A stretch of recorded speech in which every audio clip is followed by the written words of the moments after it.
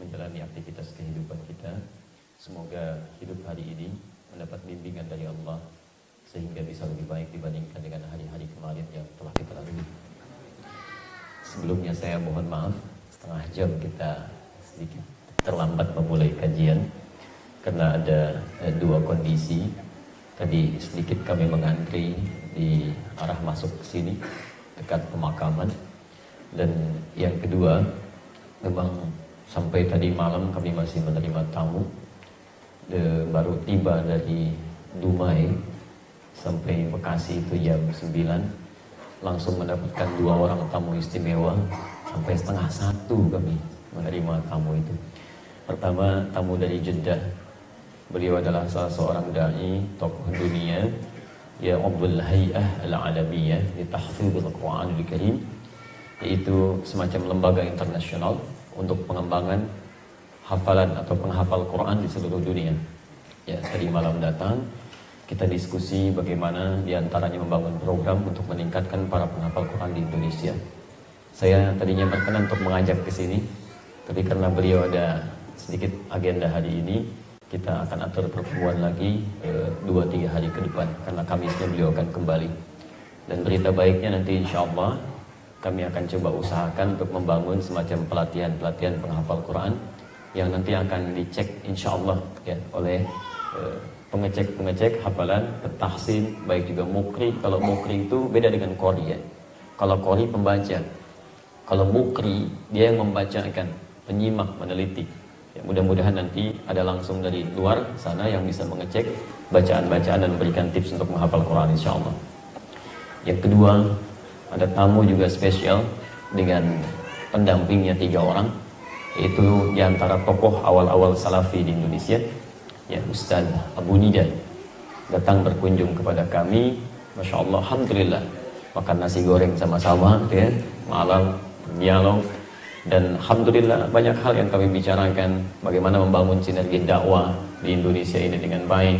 Dan beliau mendukung juga ya dakwah yang kami sampaikan selama ini, manhaj berdakwah, dan bagaimana mengatasi perbedaan-perbedaan yang seringkali muncul di masyarakat. Dan tidak ada satu huruf pun dari lisan beliau mengatakan dakwah kami menyimpang, manhaj kami bermasalah. Alhamdulillah tidak ada. Ya, bahkan dengan dialog itu nyaman, diskusi dan mendengar dengan baik ya. Yang sulit itu kan kalau ada orang yang diajak dialog nggak mau datang. Ya, dan kemudian menuliskan sesuatu yang sudah kita ingatkan, kalau menulis sesuatu itu mengambil dari cuplikan-cuplikan video ya, yang tidak tahu dan tidak hadir di majlisnya, itu mengundang kontroversi. Dan kemudian nanti kalaupun dibalas nggak akan pernah selesai. Kasihan umat ini. Ya, banyak hal yang besar yang harus dipikirkan. Jangan banyak berselisih, jangan banyak memikirkan hal yang tidak produktif, nggak ada manfaatnya gitu kan. Dan saya tidak terganggu dengan itu semua. Karena itulah saya pesankan, lebih fokuslah untuk belajar mengisi kebaikan-kebaikan, dan jangan saling mencela, termasuk pada siapapun yang barangkali ada hal-hal yang kurang berkenan dengan kita karena belum tahu tentang keadaannya. Anda kalau dipuji pada sesuatu yang tidak dimiliki, jangan bangga. Dan kalaupun Anda dicela pada sesuatu yang tidak Anda miliki, gak usah marah. Anda dicela pada apa yang tidak Anda punya, ngapain marah? Gak ada kerjaan tuh ya. Kalau Anda marah, berarti Anda memiliki apa yang dicela itu saja. Dan tidak ada hubungan dengan materi kita hari ini ya.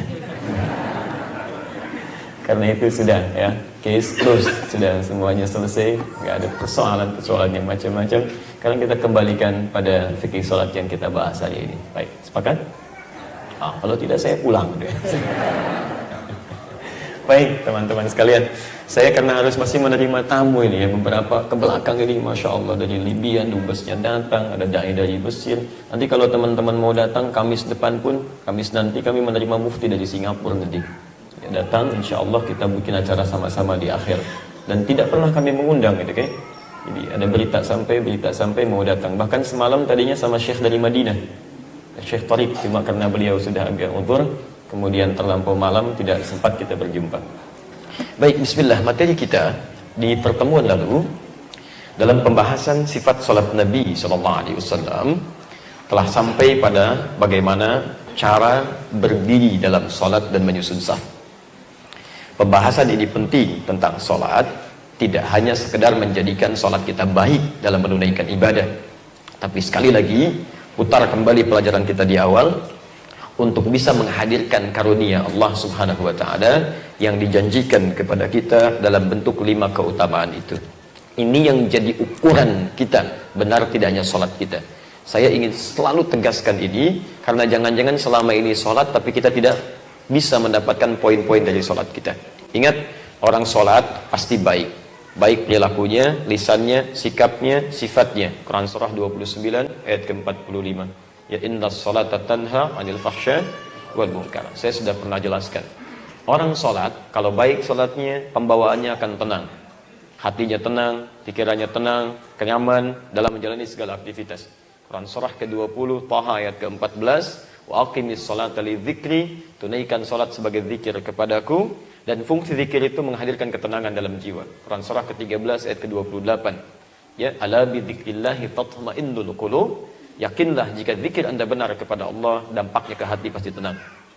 Yang ketiga, orang yang salatnya benar pasti akan ada kemudahan dalam seluruh aktivitas hidupnya. Dijamin oleh Allah di Quran surah ke-65 At-Talaq ayat 2 sampai 3, wa may yattaqillaha yaj'al lahu makhraja.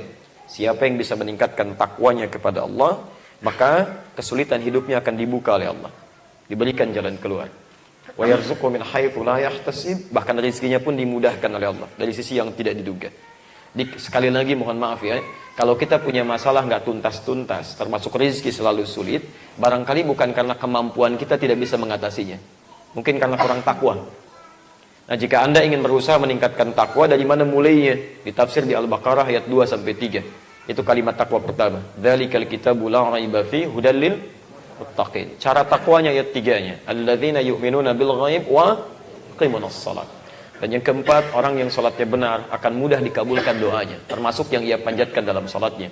Seperti Nabi Zakaria pernah meminta, yang saya pernah kisahkan, berumah tangga, belum punya keturunan, rambut sudah memutih, fisik letih, bermohon dalam salat, dikabulkan oleh Allah dan punya keturunan. Kisahnya ada di Quran surah ketiga Ali Imran ayat 38 sampai 39. Dan yang kelima, yang terakhir, orang yang salatnya benar pasti dijamin oleh Allah akan mudah meraih kesuksesan dan kebahagiaan sesuai dengan kadar maslahat hidupnya. Ya, bukan bagaimana tingginya dicapai, tapi sesuai dengan kadar maslahat hidup yang bermanfaat untuk kita. Ada di Quran surah ke-23 Al-Mu'minun ayat 1 sampai 2. Qad aflahal mu'minun alladzina hum fi salatihim khashi'un. Bagaimana meraih itu? Kita sudah jabarkan dari mulai berwudu, dari mulai menghadap kiblat, dari mulai berdiri sampai menyusun saf. Karena Nabi memberikan rumus, ya, di Al-Bukhari seperti saya sampaikan, Nabi sampaikan, "Shallu kama ra'aitumuni sholli." Salatlah kalian persis seperti melihat saya salat. Nah, materi ini akan menghadirkan turunan dari pernyataan Nabi tadi di Al-Bukhari nomor hadis 631 dan 651, "Shallu kama ra'aitumuni usolli." Ya, salatlah kalian seperti melihat saya salat. Kita nggak pernah melihat Nabi salat karena zaman kita berbeda, ya, keadaan kita berbeda, bahkan di mimpi pun belum tentu bertemu Nabi. Karena itulah kita akan melacak dari orang-orang yang pernah melihat Nabi, disampaikan pada generasi setelahnya, sampai kemudian kepada kita. Maka materi hari ini adalah yang akan kita bahas tentang cara memulai salat, cara bertakbir. Kemarin kita sudah sampai berdiri, ya.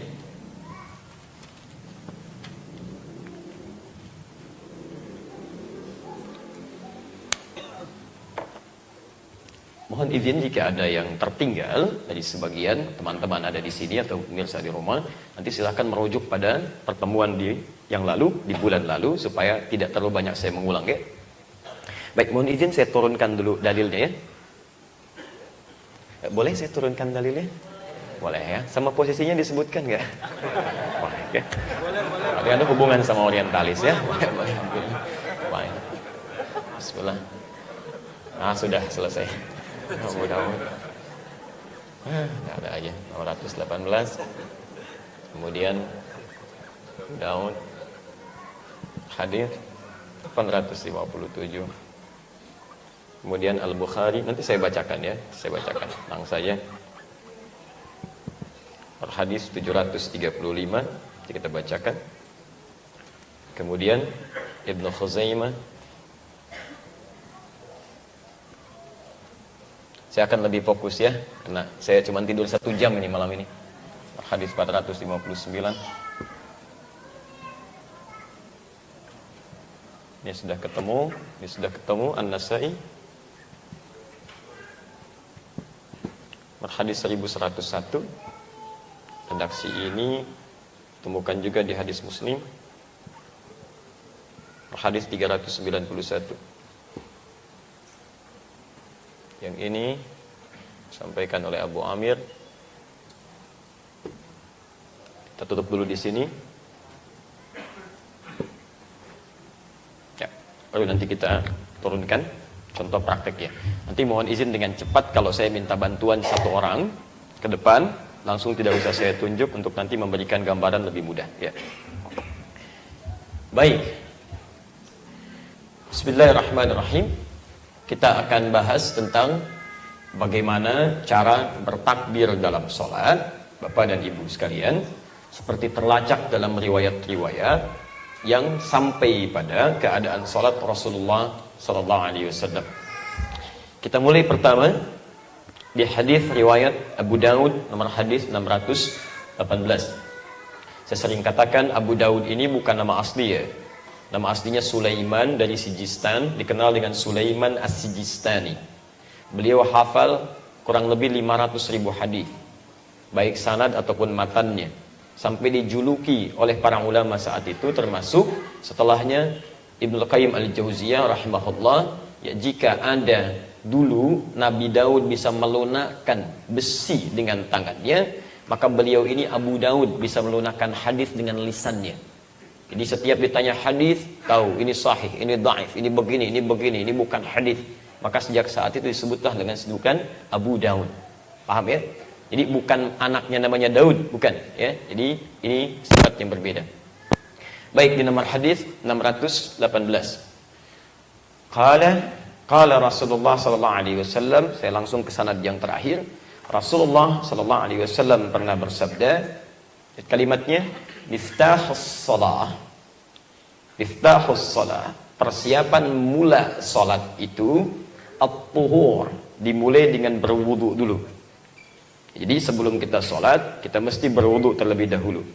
Ya, ini jelas tafsir dari ayat Al-Quran, surah kelima Al-Ma'idah, ya, ayat yang ke-6, posisi paling kiri sebelah atas. Ya, Allah sampaikan di sini, ya ayyuhalladzina amanu idza qumtum ilas shalah faghsilu wujuhakum wa aydiyakum ilal marafiq wamsahu bi ru'usikum wa arjulakum ilal ka'bayn, dan seterusnya ayat. Kita sudah bahas ini. Ya. Kemudian belum selesai hadisnya. Wa tahrimuha at-takbir. Ini kalimat takbir ditemukan di sini. Jadi kalau kita mau sholat, setelah berdiri kita bertakbir, takbirnya disebut dengan takbir apa? Baik, tahu dari mana? Allahu a'lam. Sekali lagi, takbirnya disebut takbir apa?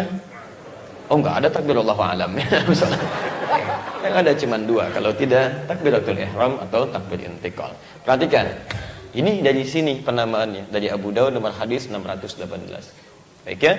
Wa tahrimuha at-takbir. Saya tuliskan kalimatnya. Wa tahrimuha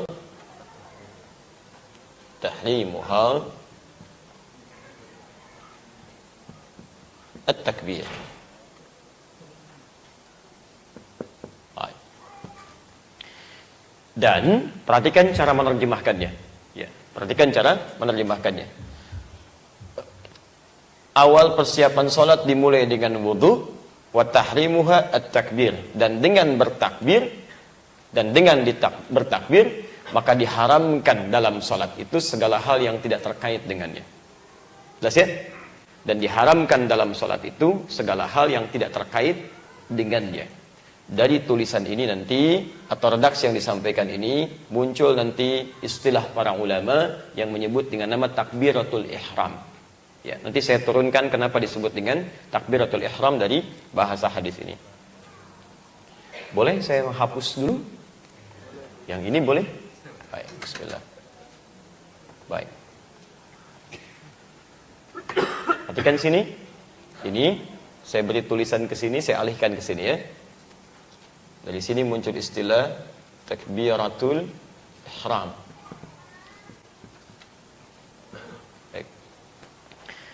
Perhatikan, fokus pelan-pelan. Bapak dan Ibu, kata tahrim ataupun ihram, akar katanya, dasarnya itu terambil dari kalimat haram. Haram. Apa artinya haram? Halo? Nah, biasa ya. Pertanyaan pertama kencang, kedua agak pelan, ketiga nggak ada yang jawab sama sekali. Baik. Haram itu segala yang dilarang. Segala yang harus ditinggalkan. Makanya ketika Allah menyebutkan hukum ini haram, hukum ini haram, hukum ini haram, artinya tinggalkan. Jangan kerjakan, kan? Lawannya disebut dengan halal. Segala yang dibolehkan. Paham sampai sini? Baik.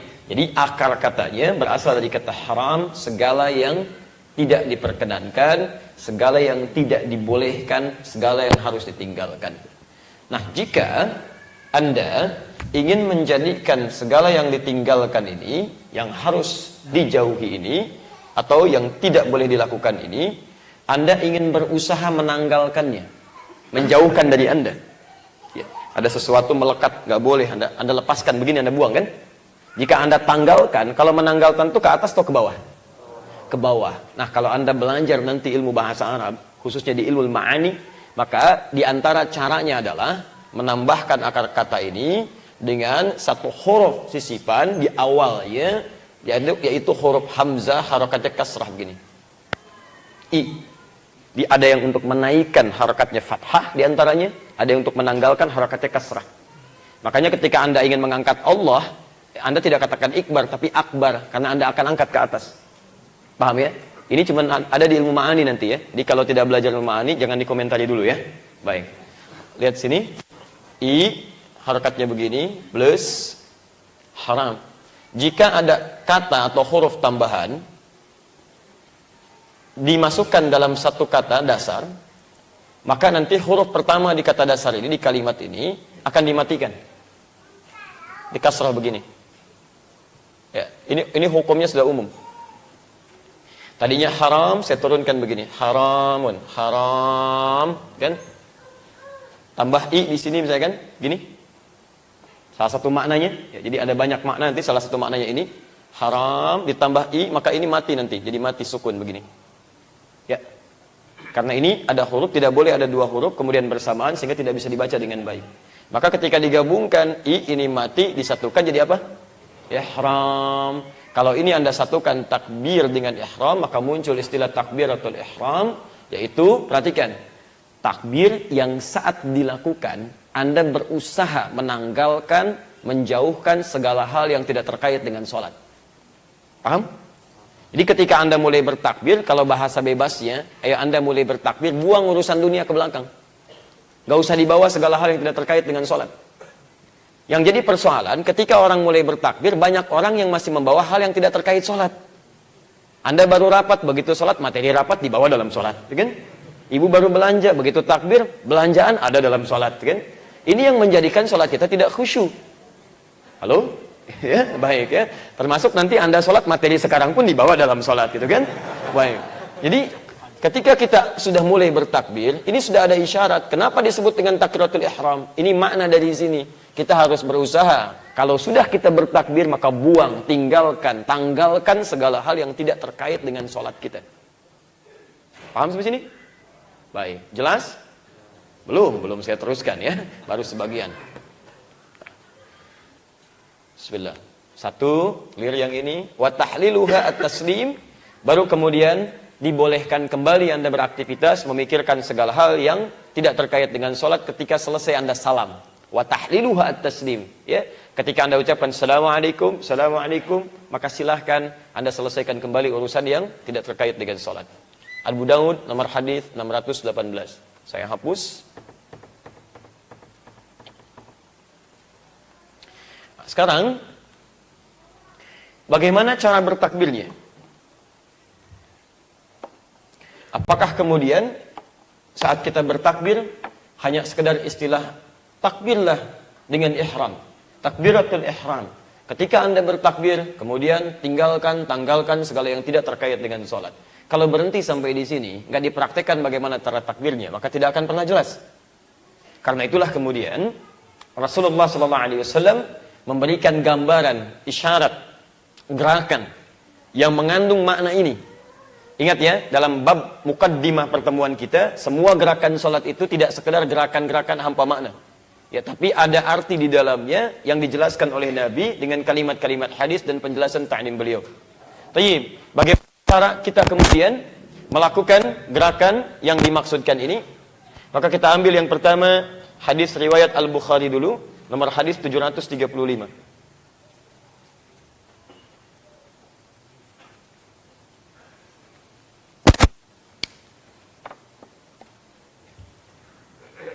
Sudah? Qala, disebutkan anna Nabiy sallallahu alaihi wasallam, bahwa Nabi sallallahu alaihi wasallam kana yarfa'u yadayhi, adalah dalam setiap salatnya beliau mengangkat kedua tangannya. Awas, hati-hati ya. Hadwa mankibaihi, sejajar dengan bahunya. Baik, nah, pemirsa di rumah kita akan coba lihat, dan teman-teman semua, bagaimana cara praktek mengangkat tangan ini sejajar dengan bahunya. Kita lihat kawan kita yang tidak usah pegang penghapus, tapi langsung saja menghadap ke kamera untuk memberikan contoh ya. Baik, di sini. Baik, silakan kita lihat. Baik, bismillahirrahmanirrahim. Kita lihat cara yang pertama.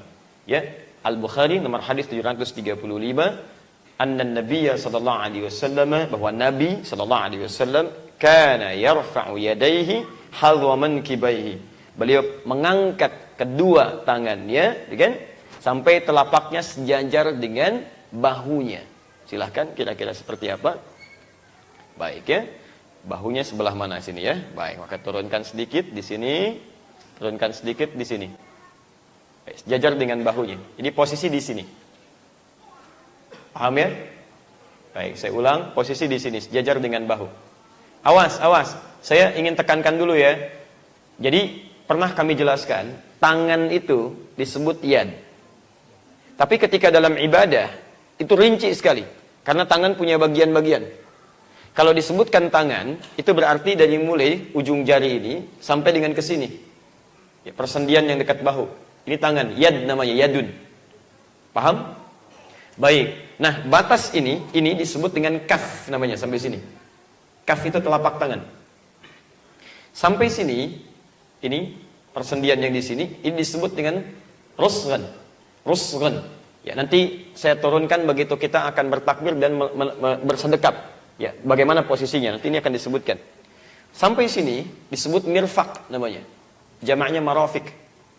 Ya, Anda harus jeli betul dengan kalimat-kalimat ini, karena nanti baik dalam Al-Qur'an ataupun dalam hadis, ketika Allah dan Rasulnya meminta kita mengamalkan amalan terkait dengan tangan, nanti akan ada batas-batas dengan nama itu. Saya beri contoh.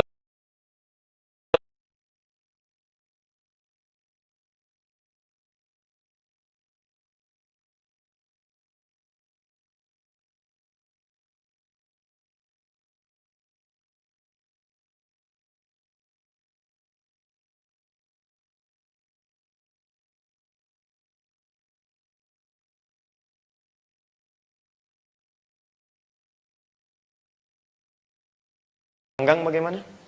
Terbuka begini. Nah, mari kita ambil, tanyakan pada hadisnya. Jangan ikut pilihan orang, gitu kan? Baik, kita lihat bagaimana Nabi mencontohkan. Kita ambil di hadis riwayat Ibnu Khuzaimah nomor hadis 459. Riwayat Abu Amir, dan beliau nanti yang menyampaikan bagaimana cara melakukannya. Disampaikan oleh beliau, Abu Amir adalah Rasulullah SAW, jika beliau mengangkat tangannya, ya, qala hakadha. Beliau mempraktikkan seperti ini. Bagaimana hakadhanya? Ternyata mengangkat telapak tangannya, menghadapkan ibu jarinya keluar, tidak terlampau rapat begini, tidak juga renggang seperti ini. Ternyata menjulur biasa saja. Ya, nggak pakai biasa saja, ya. Jadi begini, ini tidak terlampau terbuka begini, tidak juga rapat seperti ini. Jadi terlampau menjulur, rileks saja biasa. Jangan berlebihan, ya. Jadi ketika Anda mengangkat tidak terlampau tegang seperti ini, tidak juga terbuka seperti ini, tapi kita bertakbir seperti biasa. Jelas? Baik. Kalau sudah dipahami seperti ini, yang paling penting dari mengangkat tangan ini, ketika Anda bertakbir disebut dengan takbiratul ihram. Poin pentingnya ini namanya. Jadi ketika Anda mengangkat baik sejajar dengan daun telinga ataupun sejajar dengan bahu, poinnya adalah nih, tanggalkan segala hal yang tidak terkait dengan sholat. Buang urusan dunia ke belakang. Nggak usah dibawa-bawa. Jangan kaitkan dalam sholat. Jelas? Baik, jadi ini beberapa dalil turunan yang terkait dengan kalimat takbiratul ihram. Silakan. Oke? Yang kita turunkan dari dalil-dalil, kemudian kita berikan contoh dalam prakteknya. Jadi pertama disebut dengan takbiratul ihram, yaitu takbir yang menjadikan kita berusaha untuk menanggalkan, ya, menghilangkan segala hal yang tidak terkait dengan sholat. Baik, pelan-pelan. Angkat, buang urusan dunia ke belakang. Yang jadi masalah, Ustaz, saya sih pengennya dunia dibuang, tapi dunianya selalu ikut. Tak pengen dibuang gitu kan? Bagaimana solusinya? Inilah Masya Allah, saya selalu melihat begini, baik dalam Al-Quran ataupun hadis, tidak pernah menampilkan masalah, kecuali bersanding dengan solusi, Pak. Selalu begitu. Dan solusinya kadang-kadang ringan sekali. Inna ma'al usri yusra. Setiap ada kesulitan, ada kemudahan. Sederhana gitu kan? Masya Allah. Cara mengatasinya, saya berikan gambaran begini. Ya, dalam dunia psikologi, biasanya orang-orang yang sulit mengatasi persoalan dirinya, ya karena ada gambaran dan macam-macam dan seterusnya, biasanya dia akan coba keluarkan itu dengan lisannya. Kamu bisa, orang Jepang yang praktekkan tuh. Padahal kita yang punya teorinya. Begitu sedang ragu, kamu bisa, pasti bisa, pasti bisa. Ditiru oleh orang Korea tuh. Ya. Orang Korea itu dari mulai TK mau masuk kelas sudah mengatakan harus lebih daripada Jepang, harus hebat dibandingkan Jepang, harus sehingga mereka percaya diri. Ya. Jepang bikin Honda, mereka bikin Hyundai. Hyundai itu bahasa Korea dari Hyundai, gitu kan? Honda bikin Hyundai, pelesetan dari Honda, gitu kan? Jadi kalau kamu bisa bikin itu, kami bisa bikin ini. Tapi poinnya adalah bagaimana bisa menghadirkan kepercayaan diri semacam itu? Salah satunya adalah dengan cara selalu mengungkapkan apa yang ingin diraih, dicapai, menghilangkan keraguan. Saya pernah mengajar di Geodipa itu, ya geothermal, Dieng dan Patuha, ya untuk drilling, ya di eksplorasi minyak. Itu begitu kami datang, karyawannya termasuk dari level top manajemennya. Itu mereka berbaris, menghadap ke visi perusahaan, itu dibacakan berulang-ulang, supaya tertanam dalam dirinya itu. Masya Allah, yang punya konsepnya siapa? Lihat kalimatnya, Nabi SAW menyampaikan. Hadis riwayat Abu Daud, hadis 857. Qala, innahu la tatimmu salatun li ahadin minan nasi. Sungguh tidak akan pernah sempurna. Perhatikan, beda redaksi hadis ini. Sungguh tidak akan pernah sempurna salat seseorang dari kalangan manusia hatta yatawaddaa, sampai dia memulai dengan wudu dulu. Sampai dia memulai dengan wudu terlebih dahulu. Fa wada'al wudu mawadhi'ahu. Maka kemudian dia berwudu dengan sempurna sesuai dengan letak-letak yang harus dibasuh dalam wudunya. Kemudian dia mulai menunaikan salat, fayaqulu, maka dia mengatakan Allahu Akbar. Allahu Akbar. Jadi ketika Anda bertakbir mengangkat tangan, bersamaan dengan Anda mengangkat, Anda mengucapkan apa? Allahu Akbar. Ini dalilnya kalimat Allahu Akbar. Ini saya turunkan. Allahu Akbar. Awas hati-hati ya, ini tidak mudah untuk dipahami ya, karena barangkali tidak banyak buku yang mengajarkan seperti ini. Anda mesti gabungkan dari beberapa referensi ya. Perhatikan Allahu Akbar.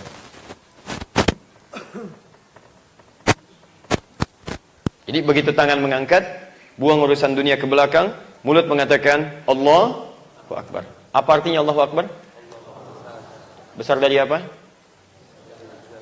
Itu segala hal, besar dari pekerjaan antum, besar dari proyek antum, besar dari kepentingan ibu, besar dari kepentingan belanja ibu, besar dari segala hal yang kita pikirkan.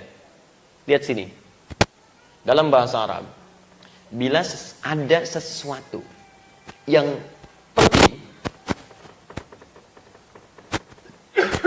seringkali dipikirkan, ada prioritas, seringkali diprioritaskan, bahkan kadang disanjung-sanjung, ditinggikan. Maka seringkali hal itu akan disebut dengan kabir untuk mengekspresikannya.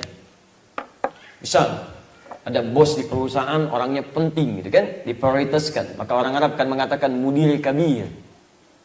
Ada ustaz gitu kan, penting, ilmunya bagus dan sebagainya, diprioritaskan dalam ta'lim, dalam macam-macam. Orang akan katakan syekh kabir. Masya Allah, ya ustaz kabir dan seterusnya. Ada masjid, yang bagus, penting, prioritas dan sebagainya, besar lagi, maka orang akan menyebut masjid kabir, ya. Jelas di sini? Tayyib. Nah, kadang-kadang yang membuat kita selalu membawa hal-hal yang tidak terkait dengan sholat, aspek dunia kita dibawa dalam sholat, karena kadang sebelum sholat kita masih memprioritaskan hal-hal yang kita pikirkan tadi. Ada orang yang masih memprioritaskan rapatnya, kan? Ada masih harta bendanya, ada masih kegiatannya, Masya Allah. Ada masih pertemuannya, bahkan handphonenya. Masya Allah. Mohon Pak, matikan dulu handphonenya. Gak apa-apa, kan barangkali dia nelpon saat sholat. Barangkali dia nelpon saat sholat. Pasti dipikirin juga. Ya, ini poin tuh. Saya pernah dulu waktu tinggal di Mekah, kami pernah tinggal di Mekah itu tahun 2010. Saya tinggal di Mahbas Al-Jin, sekitar 1,5 kilo dari Al-Masjid Al-Haram. Kemudian sering kami ke Al-Haram untuk menunaikan sholat. Sekiranya beberapa waktu kami suka pergi juga ke masjid terdekat, yaitu masjidnya Syekh bin Baz. Dekat sekali dengan kami di situ. Ya, setiap masuk saya lihat, saya doakan beliau gitu kan. Saya lihat karya-karyanya dan sebagainya. Itu satu kali ada imam sebelum sholat, ya, menghadap ke arah makmum, mengatakan kalimat begini, ya, istaqimu, kurang lebih demikian. Kemudian aqfilun naqal, ij'alil ittisal bil khaliq wa la taj'alil ittisal bil makhluq. Masya Allah, khusyuk jemaah gitu kan. Baik, yang orang Indonesia juga dikira bagian dari sabda Nabi gitu kan. Baik, padahal beliau ingin mengatakan begini, tolong rapatkan, luruskan, dan tolong matikan handphone. Jadikan hubungan tersambung dengan Khalik, bukan dengan makhluk. Anda bisa bayangkan, zaman Nabi nggak ada himbauan untuk mematikan handphone, ya kan? Zaman sahabat, zaman tabi'in. Pertanyaannya, kenapa kalimat itu keluar? Karena barangkali seringkali imam memulai sholat terganggu dengan suara handphone di belakang. Ya, tatitut muncul sana sini gitu kan. Nah, itu yang sering kali juga kadang-kadang bukan hanya Anda yang terganggu, orang lain pun samping Anda mungkin kepikiran juga. Udah membuang dunia, Anda yang bawa dunia kepada dia gitu kan. Nah, ini beberapa hal yang kadang-kadang mesti kita pahami di sini. Ya. Nah, poinnya adalah karena ini dijadikan prioritas dalam kehidupan, maka sering masuk dalam pikiran. Maka untuk menangkal sesuatu yang dipikirkan ini, Anda mesti menghadirkan yang lebih daripada ini. Jelas?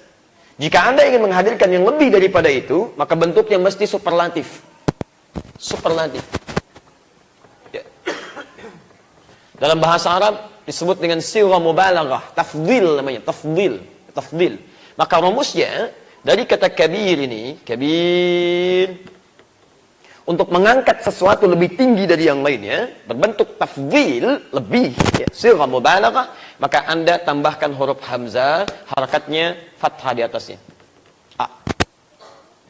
Tadi kita sepakati, kalau sudah ada huruf ya, di depan, tambahan dari kata asal, maka huruf pertama dari kalimat ininya diapakan? Disukunkan, kan? Masya Allah. Nanti pelan-pelan. Nah, lihat sebentar. Nah, kalau ada kalimat seperti ini, ujungnya i ditambah dengan hamzah seperti ini, a, maka umumnya ya di sini akan dibuang begini. Akan dibuang. Kalau ya sudah tidak ada, maka huruf sebelum ya itu yang tadi harokatnya i akan dinaikkan ke atas jadi a gini. Pokoknya ikuti aja lah, bingung nggak apa-apa ya. Pokoknya ikuti aja dulu ya. Teorinya begini. Baik, teorinya begini. Itu di ilmu sharaf nanti ya, babul illah nanti. Babul illah ada 12 turunan ilmu lagi di ilmu sharaf. Salah satunya begini. Saya kasih rumus cepat. Kalau ada huruf ya, maka sebelumnya, umumnya huruf sebelumnya akan dibaca i panjang. I panjang. Lihat sini. Misal. Ain, lam, ya. Begini. Ain, lam, ya. Baca. Ali, gampang. Ini pasti i ini. Umumnya i. Ali, hamzah, dal, ya. Baca. Adi, Masya Allah. Turunkan lagi. Teruskan ya. Ba, ya, kaf, alif, sin, ya. Baca. Bekasi, gampang ya. Tuh. Jadi pokoknya kalau ada huruf ya, sebelumnya umumnya akan dibaca i. Pada umumnya, kalau dia tidak ada tasdid ya-nya. Biasanya i harakatnya. Tapi kalau ya-nya kemudian dibuang seperti ini, maka umumnya harakatnya akan kembali normal ke atas jadi a atau u. Paham? Maka ketika saya hapuskan ya-nya di sini karena hamzah masuk di sini, dibuang ya-nya, harakat kasrah di ba ini naik ke atas jadi a. Kemudian berubahlah kalimatnya dari kabir jadi akbar. untuk menunjuk pada hal yang lebih penting dibandingkan dengan ini. Ini lebih prioritas, lebih penting, lebih hebat, yang lain tinggalkan. Kalau yang lebih penting muncul, yang lain kan ditinggalkan. Camat, Masya Allah, datang. Masya Allah, Pak Camat, selamat datang. Bupati datang. Maaf Pak Camat, Pak Bupati mau datang. Ya? Sebentar, Bupati datang. Oh, selamat datang Pak Bupati. Gubernur datang. Maaf Pak, Bapak telah tiba. Bapak sudah lain. Tapi ketika Anda masuk ke masjid, semua nggak ada yang penting. Karena semuanya itu hamba. Yang lebih penting ini, Allah. Ini lebih penting. Maka seakan-akan Nabi ingin mengatakan, hei, ketika Anda mulai bertakbir, nggak ada yang lebih penting dibandingkan dengan Allah. Nggak ada nilainya yang lainnya. Nggak ada nilainya. Masya Allah, buang semua itu. Mudah bagi Allah untuk mendatangkan yang lainnya. Bahkan mudah bagi Allah untuk melakukan sesuatu yang tidak Anda sadari. Nah, bagaimana cara kita menghadirkan kebesaran Allah? Bukan membayangkan Allah, itu nggak boleh ya. Menghadirkan kebesaran Allah sehingga merasa lebih penting dibandingkan dengan yang lainnya. Itu nanti rumusnya ada di Quran surah kedua Al-Baqarah ayat ke-45 sampai 46. Posisi paling kanan di pertengahan.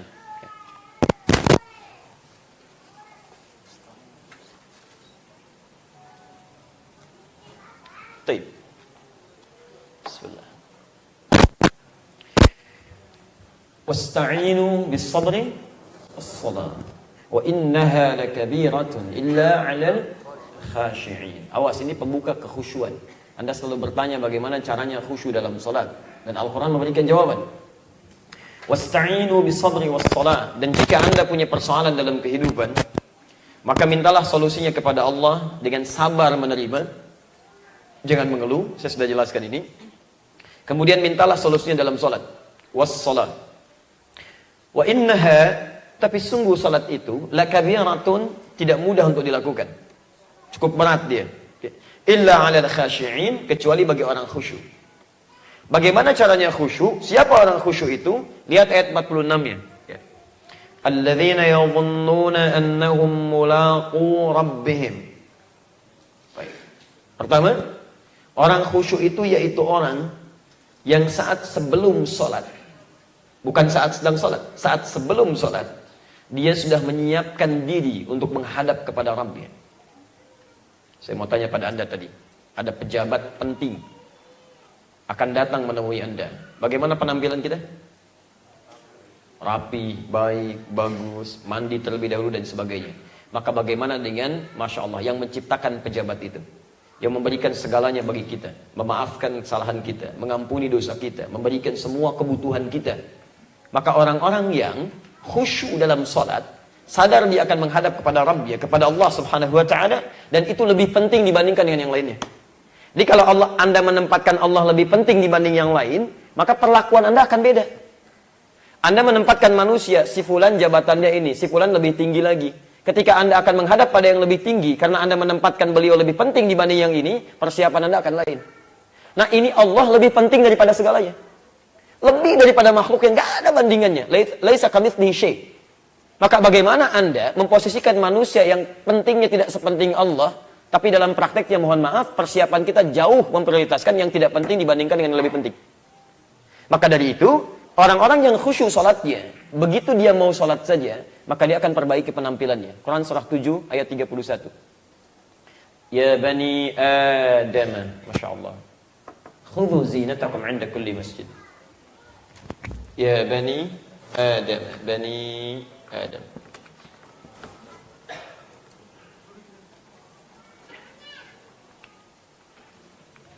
Siapa itu Bani Adam? Halo? Siapa Bani Adam? Ya antum, kita. Ya. Manusia, kita manusia bukan? Manusia. Berarti ayat ini pun berlaku untuk kita. Jadi ketika Allah menyampaikan kalimat ini ditujukan untuk kita semua. Baik, ya Bani Adam, seluruh anak cucu Adam, khudhu zinatakum 'inda kulli masjid. Setiap datang panggilan dari masjid, Masya Allah, ada seruan dari masjid, menunaikan salat, panggilan untuk beraktivitas di masjid dan sebagainya. Khudhu zinatakum, kenakan tampilan terbaikmu. Kenakan tampilan terbaikmu. Ini sudah isyarat dalam Al-Quran. Ya. Saya menerima kedatangan Anda dengan mengenakan pakaian terbaik. Saya senang, nyaman. Demikian pula, Bapak Ibu menerima saya datang dengan penampilan yang baik. Bapak Ibu juga nyaman kan? Saya datang mau ngajar ke sini pakai kaos, Masya Allah. celana misalnya ya tidak selayaknya, peci bengkok begini gitu kan. Bagaimana perasaan antum? Ya antum juga akan serius belajar gitu kan. Nah sekarang antum akan menghadap Rabbul Alamin, pencipta seluruh alam, segalanya, menguasai segala hal. Ya, Anda berharap diperhatikan oleh Allah dengan penampilan yang seperti itu. Bagaimana Allah bisa melihat kita dengan baik? Maksudnya memperhatikan semua gitu ya. Saya harus hati-hati betul itu. Setiap sedikit begini akan dicuplik nanti gitu ya. Baik, jadi saya harus berhati-hati betul menyampaikan kalimat-kalimat ini ya. Bagaimana Anda berharap bisa diperhatikan oleh Allah secara sempurna seluruh kebutuhan Anda, segala permintaan Anda jika Anda tidak serius memenuhi panggilannya? Jelas di sini? Makanya orang-orang yang menjadikan Allah Akbar bukan cuma di lisannya, tapi dia akan buktikan itu lewat persiapannya. Ketika Anda mengatakan Allahu Akbar, apa Anda tidak malu mengatakan Allahu Akbar? Ya Allah, Engkau yang paling hebat, yang paling prioritas, yang paling luar biasa. Masya Allah, mau rapat dengan manusia aja, panggilan manusia, mau pesta, mau undangan macam-macam, pakaiannya bagus luar biasa. Katanya Allah yang paling akbar. Begitu dipanggil Allah, pakaian begitu-begitu aja. Ya pakaian kaos bola dipakai dengan kaos sholat, sama aja, nggak ada bedanya gitu kan. Dan antum berharap diampuni dosanya, pengen masuk surga, surganya surga Firdaus, nggak ada hisabnya gitu. Wala quwwata illa billah ya. Jelas ya? Jadi yang pertama itu khudhu zinatakum 'inda kulli masjid. Maka ketika Anda mengatakan kalimat Allahu Akbar, maka Anda punya persiapan sebelumnya. Ini tampilan. Kemudian wudu dengan baik yang tadi saya tuliskan dalilnya. Dan perhatikan ini yang paling indah. Belum selesai ayatnya. Wa annahum ilaihi raji'un. Wa annahum ilaihi raji'un. Kita mesti seringkali menghadirkan kalimat ini. Ya, kadang-kadang kematian itu kata Nabi akan lebih cepat mengingatkan kita untuk berubah lebih baik. Jadi kalau antum masih berpikir untuk urusan dunia yang gak ada bekal akhiratnya, atau masih terpikir berbuat maksiat dan sebagainya, coba pikirkan, mungkin saat bermaksiat itu antum meninggal. Pernah gak antum pikirkan? Ya, saat menikmati tayangan yang dilarang oleh Allah dan Rasulnya, ada gosip antum nikmati misalnya. Mau gak meninggal dalam keadaan mendengar gosip? Salat puluhan tahun, ikut ta'lim, meninggal dalam keadaan mendengar gosip. Dan diumumkan saat di hari kiamat itu. Si fulan meninggal dalam keadaan mendengar gosip. Karena faman ya'mal mithqala dzarratin khairan yarah, faman ya'mal mithqala dzarratin syarran yarah. Selesai. Ya. Pernah enggak terbayang saat mencela itu antum akan diwafatkan? Saat antum melukai antum akan diwafatkan. Saat korupsi Anda akan diwafatkan. Saat berbuat jahat Anda akan diwafatkan. Kalau semua orang sadar demikian, demi Allah kami katakan, akan mengurangi niat jahatnya dan mudah untuk melawan godaan setan. Maka dari itulah saat sedang sholat, kenapa Anda mempersiapkan hal yang terbaik? Menjadikan Allah lebih penting dari segalanya, karena perhatikan, wa annahum ilaihi raji'un. Dan mereka menyadari kenapa harus menjadikan Allah lebih penting, karena boleh jadi mereka akan diwafatkan dalam keadaan sedang sholat itu. Saya mau tanya pada Anda, yakin gak akan meninggal? Kapan? Mungkin hari ini? Mungkin terjadi. Dan tidak ada yang paling indah saat kita meninggal dunia kecuali saat dipanggil Allah dalam keadaan sholat. Pakai baju paling bagus, berwudu dengan baik, menjadikan Allah paling penting dalam kehidupan kita. Makanya ketika Anda mengangkat tangan, seakan-akan Anda mengatakan kalimat seperti ini. Saya tanggalkan semua yang tidak terkait dengan sholat. Ya Masya Allah, karena Allah yang paling penting. Ya, yang paling prioritas. Atau dengan kalimat yang lain dibalik. Hei kamu yang sholatnya masih membawa dunia, bawa rapatnya, bawa asetnya, bawa bisnisnya, bawa macam-macamnya, bawa belanjaannya, mudah bagi saya mewafatkan kamu saat ini. Kamu gak akan dapat dunia dan gak dapat kehusuan dalam sholat. Makanya sudah ketika Anda angkat, tanggalkan semua, buang ke belakang. Ya, jadi ketika Anda menjadikan sholat kita, setiap sholat dilakukan sebagai sholat yang terakhir itu, Masya Allah, akan hadir kenikmatan dalam jiwa kita itu. Boleh jadi ini sholat terakhir saya. Kan kematian begitu, kita nggak bisa pilih kan. Anda bisa duluan, saya belakangan, mungkin. Bisa Bu, bisa juga dibalik, saya belakangan, Ibu duluan, bisa. Gitu kan? Ya atau dibalik lagi, saya duluan setelah antum kan bisa gitu. Ya, jadi semua bisa terjadi ya. Ya begitulah. Baik. Jelas ini? Baik ya, jadi saya hapus. Ini saya coba turunkan dalil dulu, kita jelaskan, kita ambil contohnya. Nanti kita ambil contoh sahabat yang sangat luar biasa.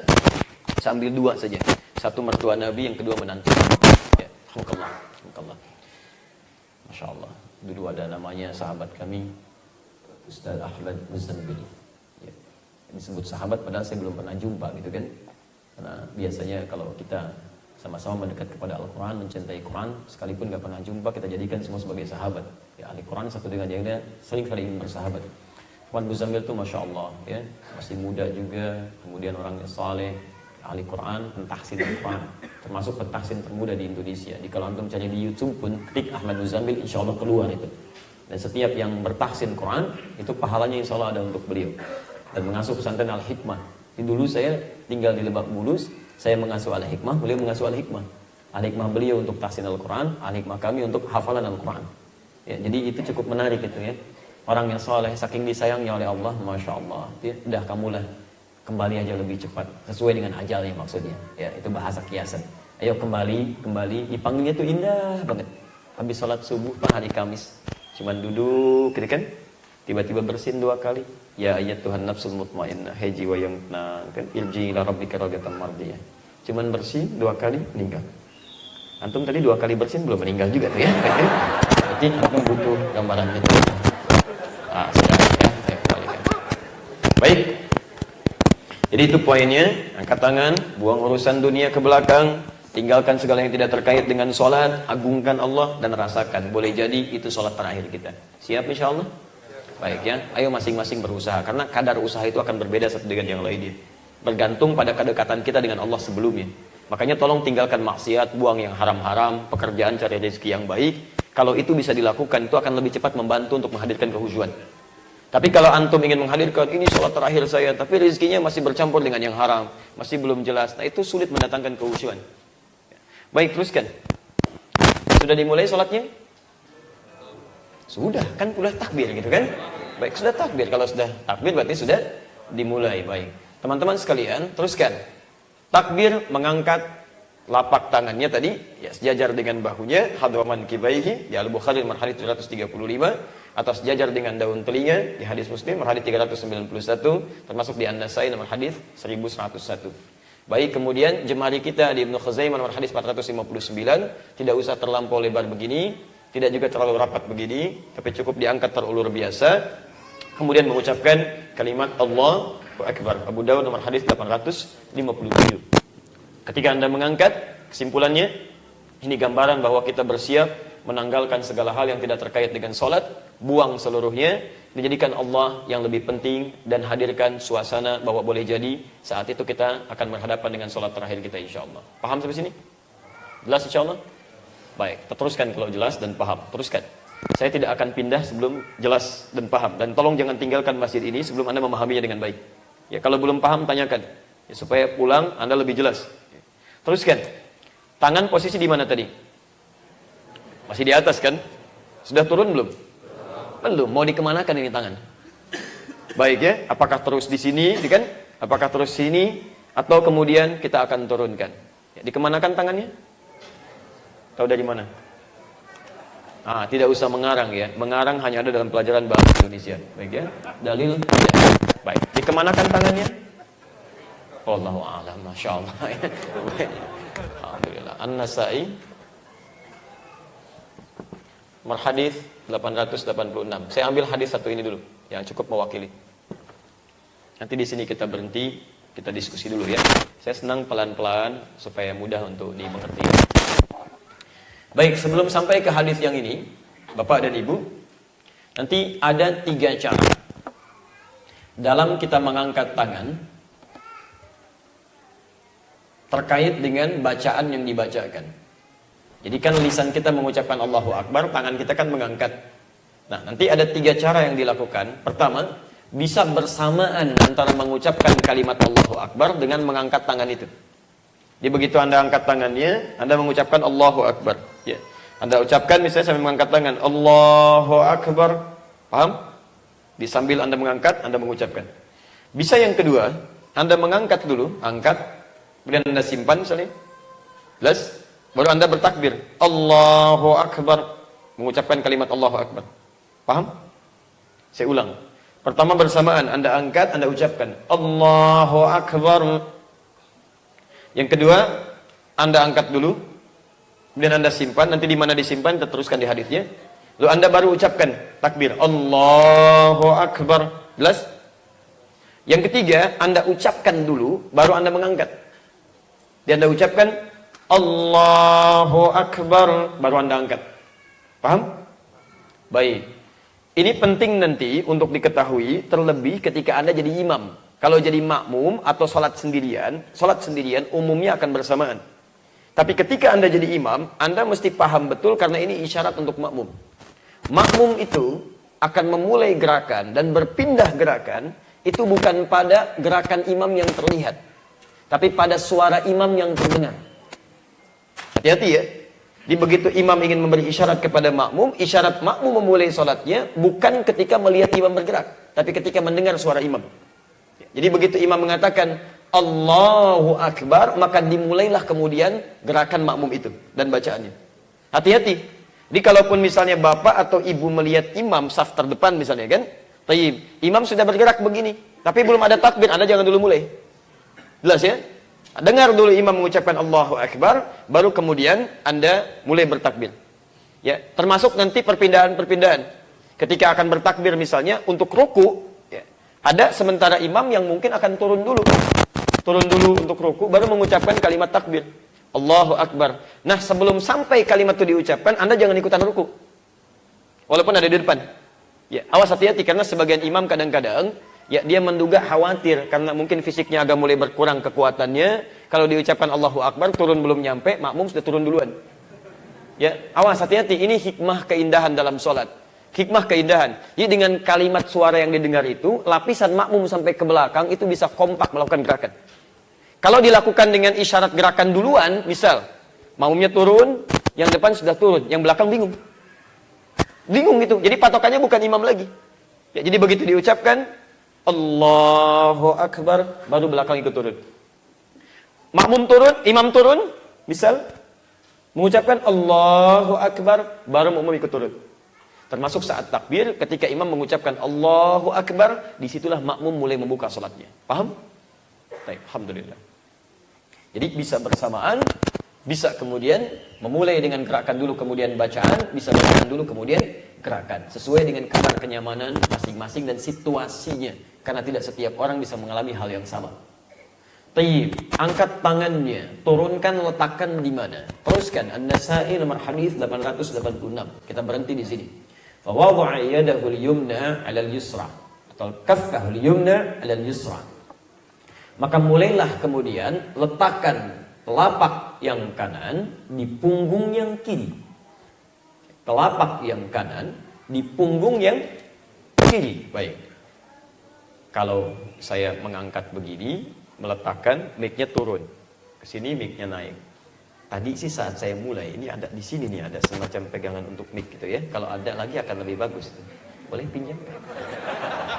Baik ya. Terima kasih Pak ya. Baik.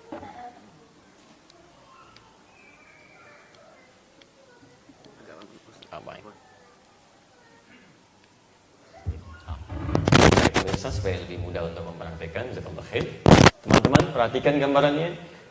Wada'a yadahu al-yumna, kaffahu al-yumna, maka letakkanlah ya telapak yang kanan ini di punggung yang kiri. Perhatikan cara meletakkannya, nanti ada beberapa cara. Yang pertama, telapak ketemu punggung langsung begini. Ya, jadi ini telapak ketemu punggung langsung di sini. Paham? Ini belum saya letakkan di tempatnya ya, harus sekedar mencontohkan saja. Di telapak yang kanan, di punggung yang kiri begini. Kedua, cara ini juga bisa pergelangan rusghan ketemu dengan pergelangan di sini. Ya. Tapi langsung ya. Jadi begitu Anda takbir, Allahu Akbar langsung ke sini. Ya. Jadi nggak usah diukur dulu. Allah. Nah, ini Anda tinggal letakkan secara langsung. Paham? Baik. Kemudian boleh lebih sedikit sa'id sampai sini. Tidak sampai siku. Sa'id itu ini ya. Bagian-bagian ini nih. Ini sa'id namanya. Tapi tidak sampai siku. Jadi sini. Lebih sedikit. Dan Nabi SAW itu melarang kita untuk meletakkan ini seperti bersedekap yang jemari ini sampai di mirfaq, di siku, jadi begini gitu. Awas hati-hati, ini nggak boleh. Bahkan dikiaskan seperti orang sombong kata Nabi. Ya, teman-teman kalau sedang melihat sesuatu misalnya kan lahan luas proyek ini melihatkan begini gitu kan. Baik ya, maka yang seperti ini tidak diperkenankan, cukup sampai sini saja. Jelas? Halo, jelas? Baik, telapak yang kanan, punggung yang kiri begini, rusghun di sini. Kemudian sa'id agak lebar sedikit, tidak sampai sini. Awas hati-hati meskipun Anda ke puncak sholat subuh gitu kan, tetap sampai sini batas terakhirnya. Baik. Selanjutnya lihat cara kedua. Ini cuma satu. Cuma satu. Yaitu menggenggam telapak yang kiri, digenggam oleh yang kanan begini. Tapi sampai di pergelangan aja genggamnya gini. Tidak sampai sini. Sampai sini. Genggam ini. Ya.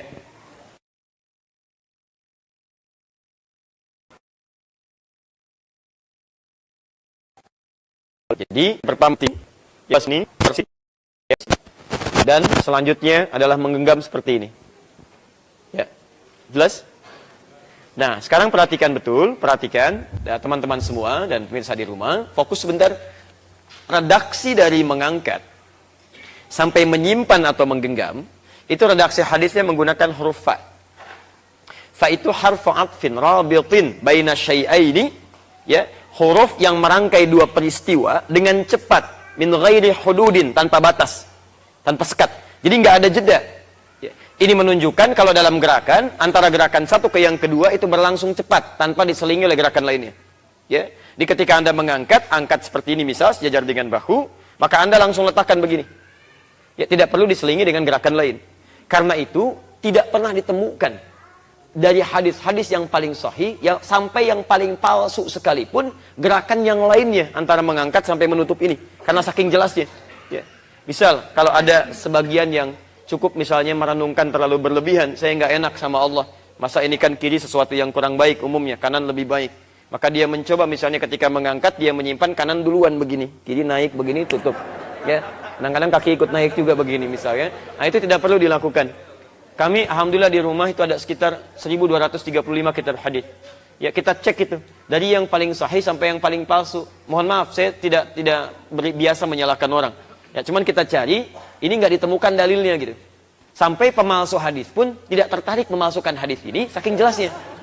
Ya. Jadi cukup ketika Anda angkat, cukup letakkan saja, ya, letakkan saja, tidak perlu Anda kemudian putar kembali. Jelas ya?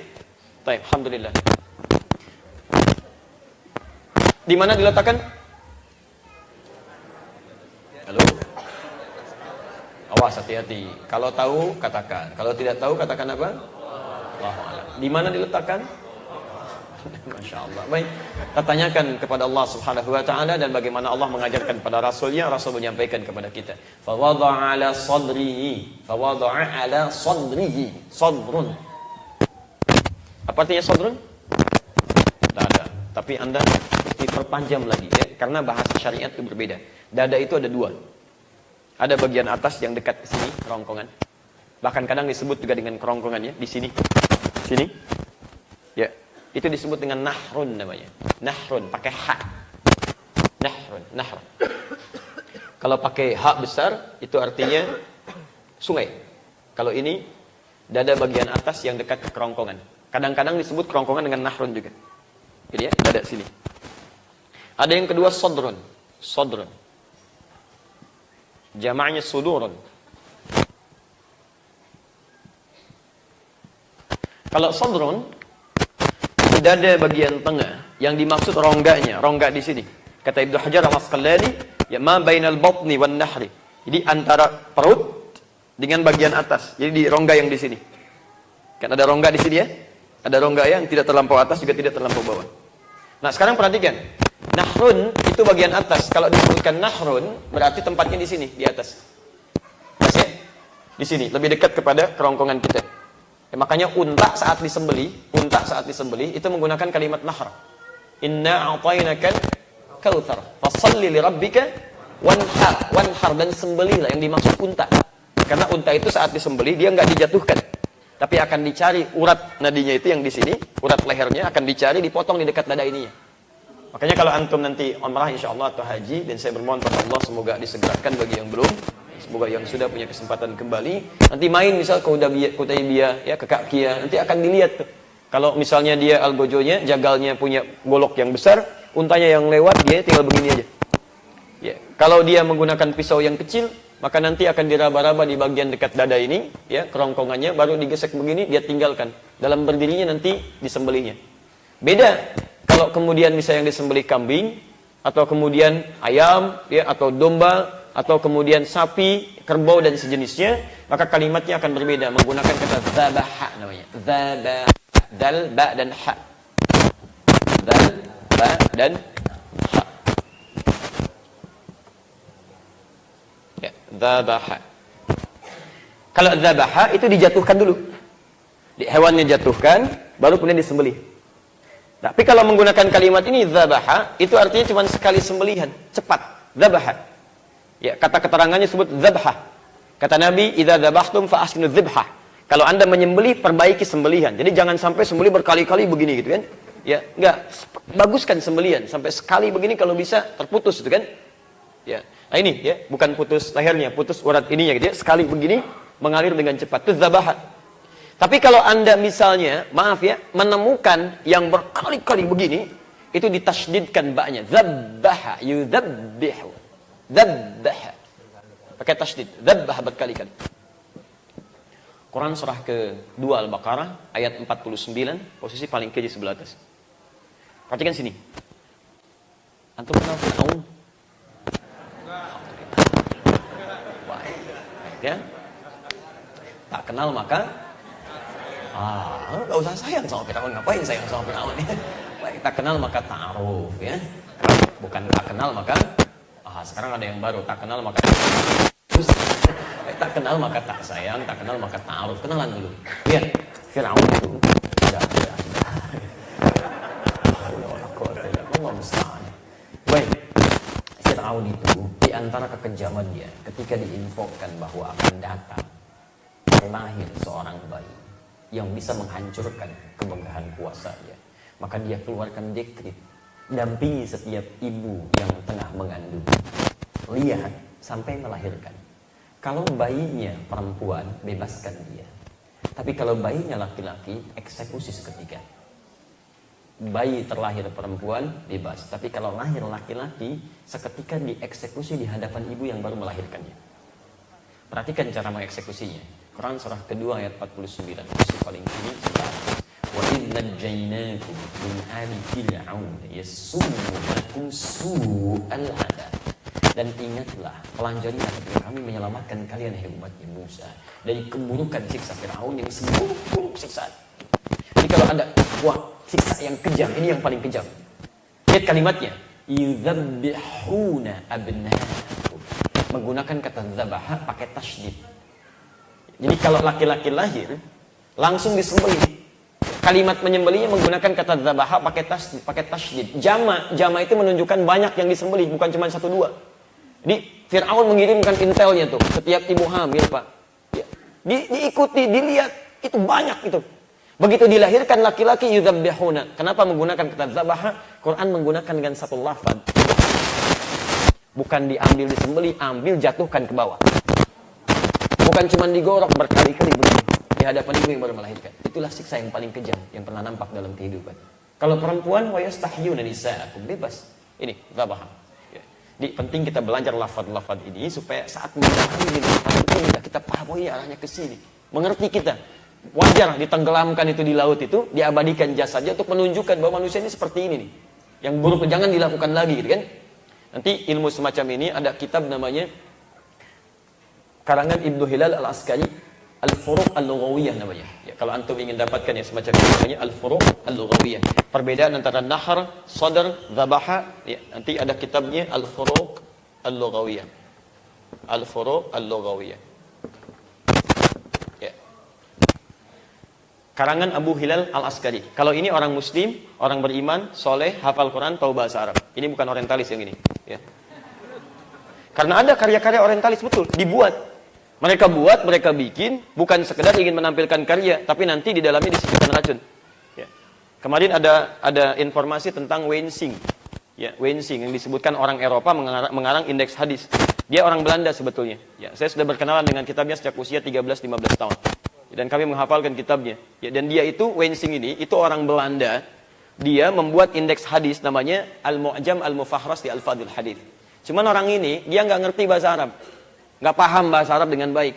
Makanya dia nanti meminta orang Mesir untuk membantu menerjemahkan karyanya itu.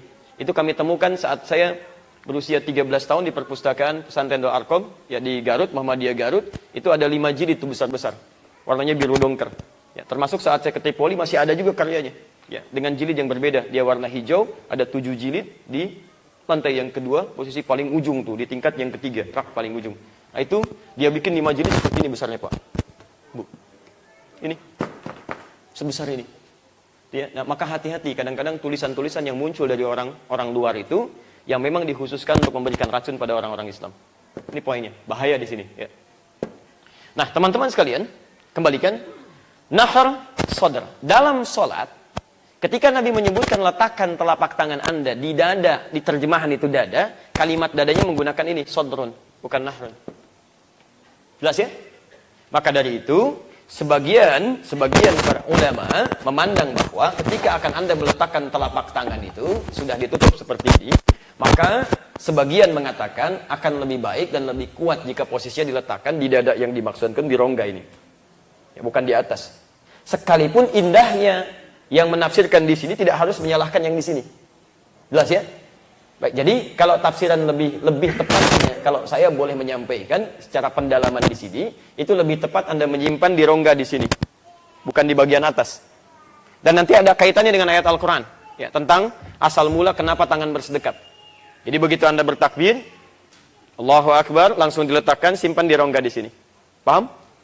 Baik, jadi di rongga di sini, bukan yang di bagian atas. Sekalipun kalau ada yang menafsirkan di bagian atas, kami telah memberikan penjelasan, itu pilihannya. Dan tidak harus saling mencela di situ. Jelas ya? Baik, simpan di sini. Nah, sekarang, perhatikan, belum selesai. Di sini bagian terakhirnya.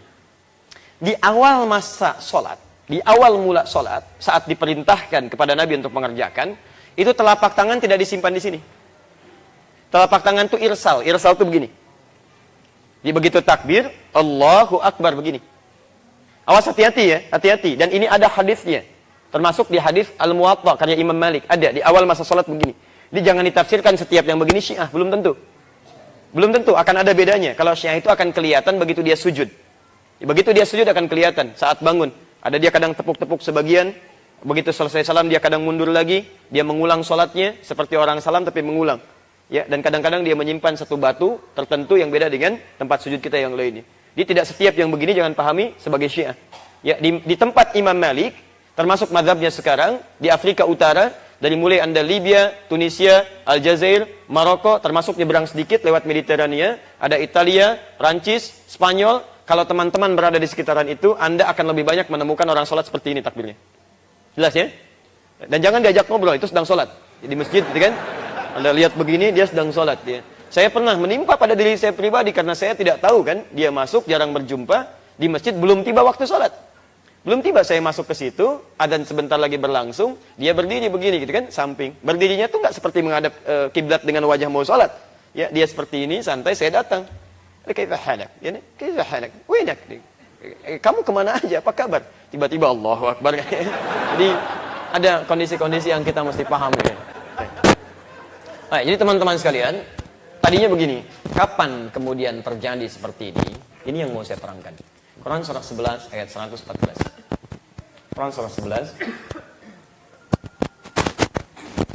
Hud ayat 114. Di mushaf standar posisi paling kiri sebelah atas. Qimis salata tarafayn nahar wa zulatan minal lail. Innal hasanati yudhhibun. Ada ayat ini? Saya mau kisahkan begini. Satu kali ada seorang sahabat melakukan kesalahan. Lalu datanglah kepada Rasulullah SAW meminta untuk dihukum dengan kesalahan itu. Perhatikan, Masya Allah, sahabat-sahabat itu ya, kesalahan kecil kadang-kadang yang biasa ingin cepat disegerakan di dunia, hukumannya dibandingkan diungkap di akhirat nanti. Lebih dahsyat ya, lebih dahsyat. Jadi kalau kita pernah merasa salah, jangan tunda untuk beristighfar. Wasari'u, Quran surah 3 ayat 133, posisi paling kanan sebelah atas. Wasari'u ila maghfirah, bergegas untuk istighfar, jangan ditunda. Jadi kalau kesalahan Anda dilakukan di siang hari, jangan direncanakan bertobat saat tahajud, karena saat maghrib pun belum tentu hidup. Segerakan gitu kan. Nah ini beliau minta dihukum kepada Nabi, ya Rasulullah aqim liya haddan, ya Rasulullah tolong hukum saya. Nah itu mendekat kepada waktu sholat. Kemudian apa yang terjadi? Apa yang terjadi? Maka karena tiba waktu sholat, kemudian ditunaikan sholat, belum direspon oleh Nabi. Saat sholat itulah kemudian turun ayat ini. Qimis salata tarafayn nahar wa zulatan minal lail innal hasanati yudhibnas sayyiat. Begitu selesai salam, selesai salat, ya, kemudian selesai beberapa masa datang lagi orang ini mengatakan akim liya haddan, ya Rasulullah tolong hukum saya. Maka dijawab oleh Nabi sallallahu alaihi wasallam, apalagi yang harus dihukum karena telah turun ayat tentang itu. Apa ayat yang diturunkan? Ayat yang diturunkan adalah faidah dari salat, manfaat salat yang bisa menggugurkan dosa-dosa kecil yang pernah dilakukan antara dua salat itu. Itu dikatakan dalam hadis riwayat Muslim nomor hadis 233. As-salawatu ila as-salawat wal jumu'atu ila al-jumu'ah wa ramadan ila ramadan kaffaratun lima bainahunna. Di salat satu dengan salat yang lainnya, Jumat ke Jumat, Ramadan ke Ramadan, itu bisa menjadi kafarat kesalahan-kesalahan dosa kecil, malam takunil kabair, sepanjang bukan yang besar. Jadi kalau bukan dosa besar, itu bisa gugur seketika Anda mengerjakan sholat. Ya, jadi kan kita kadang sering nggak sadar kalau perangkat tubuh kita itu mengerjakan kesalahan. Mata kan sering saya katakan harusnya melihat yang baik-baik kan, tapi ketika Anda lihat handphone muncul iklan yang tidak baik terlihat oleh mata Anda, itu sudah salah. Ya, keluar dari masjid baru ngaji, begitu keluar lihat aurat terbuka, itu sudah salah, kan? Telinga dengar yang keliru, kaki melangkah pada yang salah. Ya, keluar dari masjid kaki yang mana? Kiri. Kadang-kadang antum lupa keluar kanan kan, dan setannya lebih jenius, diajak ngobrol sama temen, apa kabar, baik, kok kemana aja kemarin kesini, keluar kanan gitu kan. Kadang-kadang nggak sadar gitu. Coba cek, kalau masuk masjid apa? Kanan. Kan ketika Anda masuk kiri Anda keliru. Keluar toilet kaki apa? Kanan. Ya, masuk masjid kanan sudah. Kadang-kadang begitu, langkah keliru, tangan keliru, macam-macam. Nah, yang seperti itu ketika Anda sholat gugur seketika itu. Karena dalam sholat Anda mengucapkan kalimat-kalimat istighfar. Nanti dalam ruku istighfar, bahkan nanti dalam iftitah Anda bisa memulai dengan istighfar dan seterusnya. Paham sampai sini? Baik, teman-teman sekalian, ketika turun ayat ini, innal hasanati yudhibnas sayyiat. Sungguh kebaikan-kebaikan yang dilakukan dalam sholat itu bisa menggugurkan dosa-dosa kecil yang pernah dilakukan. Termasuk jika Anda pernah berbuat salah di masa lalu, ini bisa ditafsirkan demikian. Jika pernah berbuat salah di masa-masa yang lalu, cepat tutup dengan kebaikan-kebaikan. Ya, karena perbuatan baik yang Anda kerjakan, Anda taubat misalnya kan, Anda tutup itu, kemudian Anda kerjakan kebaikan, itu bisa melupakan, menghilangkan keburukan yang pernah dikerjakan di masa lalu. Saya mau tanya pada Anda begini, kalau yang jelek-jelek, yang kurang bagus, biasanya suka dilukiskan dengan yang kanan atau yang kiri? Kalau yang baik-baik, perhatikan. Ini agak sulit menemukan referensi bukunya ya. Ada beberapa buku tapi tidak mudah mendapati. Lihat sini. Kenapa kiri didahulukan? Ini memberikan kesan bahwa tidak ada manusia yang sempurna. Hati-hati. Setiap kita pernah melakukan keburukan. Orang yang soleh sekarang pun menurut Allah belum tentu. Mungkin karena aibnya ditutup saja. Jadi kalau Anda pernah berbuat salah di masa lalu, bukan berarti Anda tidak bisa menjadi baik. Selalu terbuka pintu peluang kebaikan. Cepat tutup dengan yang kanan yang baik-baik. Tobatlah kepada Allah. Tutup itu semua. Maka dengan Anda berbuat baik dalam kehidupan, maka Masya Allah, kebaikan akan dibuka, kejelekan akan ditutup. Bahkan tidak sedikit orang-orang yang melakukan tindakan buruk di masa lalu, menjadi tokoh di masa depan, dan keburukannya jadi hikmah untuk orang-orang kemudian. Makanya saya sering katakan, jika Anda belum mampu berlomba dengan orang soleh, mengerjakan banyak kebaikan, sebaiknya Anda berlomba dengan para pendosa untuk beristighfar dan bertobat. Itu lebih mudah gitu kan. Di Anda tutup, selesaikan, bermohonlah kepada Allah kebaikan. Karena itulah nanti Anda mengatakan, Allahumma ba'id baini wa baina khatayaya kama ba'adta bainal masyriqi wal maghrib. Anda sering mengucapkan ini tapi Anda tidak memahami isinya. Kalau Anda pahami isinya, ya Allah, nyambung dengan yang tadi itu. Allahumma ba'id baini wa baina khatayaya. Ya Allah, mohon jika dalam salat ini hamba membawa banyak kesalahan sebelum salat ini, maka mohon jauhkan antara hamba dengan kesalahan hamba yang hamba buat, seperti Engkau jauhkan antara timur dengan barat yang tidak pernah bertemu. Hamba nggak ingin melihat lagi kesalahan itu di akhirat. Ya Allah, tolong jauhkan. Hapuskan hari ini juga. Allahumma naqqini minal khataaya kama yunaqqa thawbul abyadhu minad danas. Ya Allah, kalau kesalahan itu begitu pekat, mohon ya Allah bersihkan dengan suci, dengan baik, seperti pakaian dibersihkan dari noda. Kalau perlu gunakan air yang sangat dingin, bil ma'i wat thalji wal barad, untuk membekukan dan menghancurkan dia. Dan saat Anda mengucapkan itu, Anda sadar Anda punya dosa apa saat Anda melakukan itu. Jadi ketika Anda mengatakan Allahumma ba'id baini wa baina khataaya, cek Anda punya dosa apa saat sampai Anda sholat itu. Punya dosa pada orang tua, lisan Anda tajam mengakibatkan beliau menangis. Punya dosa terhadap pasangan hidup, punya dosa terhadap anak, punya dosa terhadap teman, tetangga, atau bahkan yang enggak Anda kenal pun Ada dosa juga di situ. Hati-hati gitu kan. Maka saat Anda mengucapkan kalimat itu Anda sedang bertobat. Karena demi Allah saya katakan, ketika Abu Bakar Siddiq bertakbir, tidak pernah beliau bertakbir kecuali air mata terurai dalam jiwa. Keras terurai. Masya Allah. Karena takut ketika bertakbir, mengatakan Allah Maha Besar, tapi membawa kebesaran dalam dirinya. Merasa agung, merasa paling khusyuk, merasa paling hebat, takut membawa dosa. Bahkan menantu Nabi, Masya Allah, pemuda mulia, Ali bin Abi Thalib radhiyallahu ta'ala anhu, itu baru dengar adzan saja panggilan sholat, itu sudah bergetar. Saya takut ketika mendengar panggilan, yang jika terdengar dengan benar oleh gunung-gunung ya, dan bebatuan akan hancur mendengarnya, saking tak sanggupnya menghadap kepada Allah. Ya, sekarang saya dipanggil, makhluk zalim ini dipanggil, katanya. Zalim itu kan banyak salah. Selevel sahabat Nabi, menantu Nabi, menikah dengan putri kesayangan Nabi, surganya tanpa hisab, tingkat paling tinggi, masih merasakan ada kesalahan yang harus diperbaiki. Antum menantu Nabi bukan, ponakan Nabi bukan, nggak pernah menikah dengan putri Nabi, Masya Allah, surga belum jelas, amalan berantakan, hisab menegangkan, masih sibuk melakukan maksiat. Antum sehat. Nah, coba perbaiki diri dulu gitu kan. Ini poinnya. Dan sumber utama keburukan itu sebetulnya bukan pada orang lain, pada diri sendiri. Jadi kalau ada sesuatu respon kita yang buruk pada orang lain, sebetulnya bukan karena orang lain berbuat salah, karena Anda tidak mampu menjaga nafsu Anda. Itulah sering diberikan waswas pada diri kita, tidak mampu menjaga diri kita, kolbu kita. Di mana posisi kolbu ini? Di sodron, dada. Itu yang diincar oleh setan untuk diberikan waswas keburukan. Lihat, qul a'udzu birabbin malikin ilahin min syarril waswasil alladzi yuwaswisu fi sudur. Bukan nahar, sudur. Karena itulah Anda letakkan di sudur. Ini gambaran supaya jaga tuh. Jaga, intinya ada di situ. Jaga kolbu Anda tuh. Jaga kolbu Anda. Kalau kolbu Anda bagus, baik, nafsunya bisa dijaga. Karena nafsu ini yang mengarahkan Anda pada keburukan. Quran surah 12:53, posisi paling tinggi sebelah atas. Wa ma ubarri'u nafsi innan nafsa la'ammaratun bis-su. Saya nggak bisa menganggap diri saya suci karena ada nafsu, dan kecenderungan nafsu itu mengarahkan pada yang buruk. Makanya Anda jaga jangan sampai muncul respon dari nafsu. Anda duduk begini, ada orang lewat, nggak nyapa Anda marah. Sebetulnya marahnya Anda itu bukan karena dia nggak nyapa, karena Anda tidak bisa menjaga amarah Anda. Itu aja.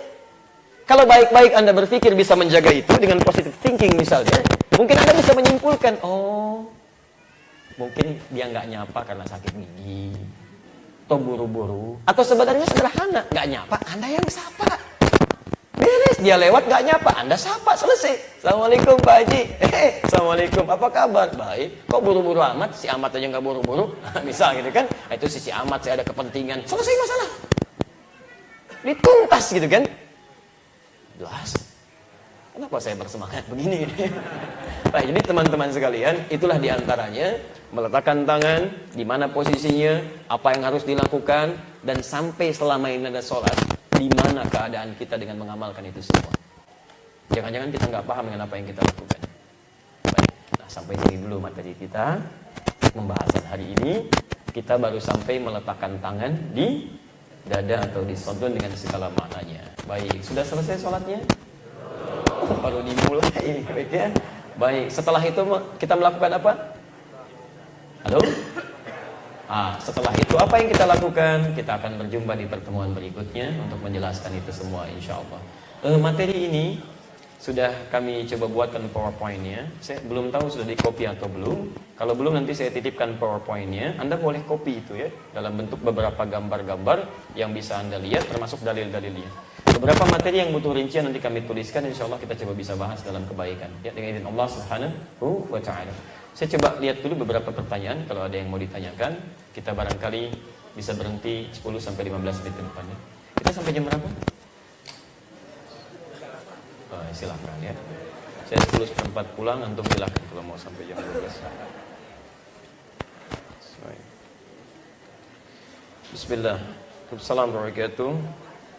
Semoga Ustaz Adi Hidayat sehat selalu dan semoga Ustaz selalu tawadhu. Mohon doakan saya. Dan tolong ingatkan ya, antum meminta saya untuk tawadhu, maka antum pun punya tugas untuk mengingatkan saya. Jadi kalau terlihat pada saya sesuatu yang salah, cepat diingatkan. Ya, tolong diingatkan jika antum memang benar sayang.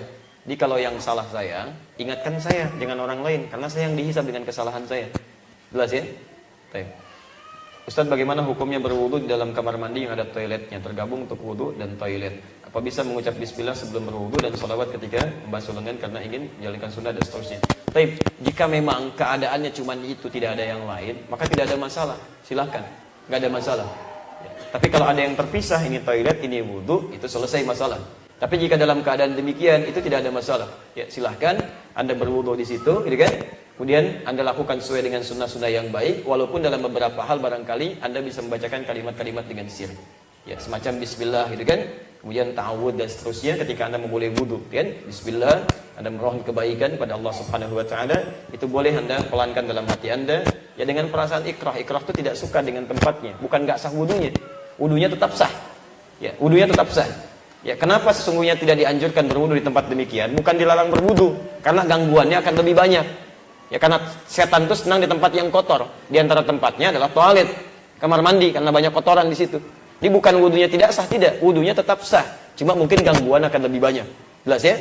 Karena itu tidak ada masalah. Termasuk bahkan saat Anda mandi, kalau mandi besar, mandi junub, kan dimulai dengan wudu itu. Ya, kadang-kadang Anda memulai di tempat itu dan bersatu dengan toilet, itu nggak ada masalah.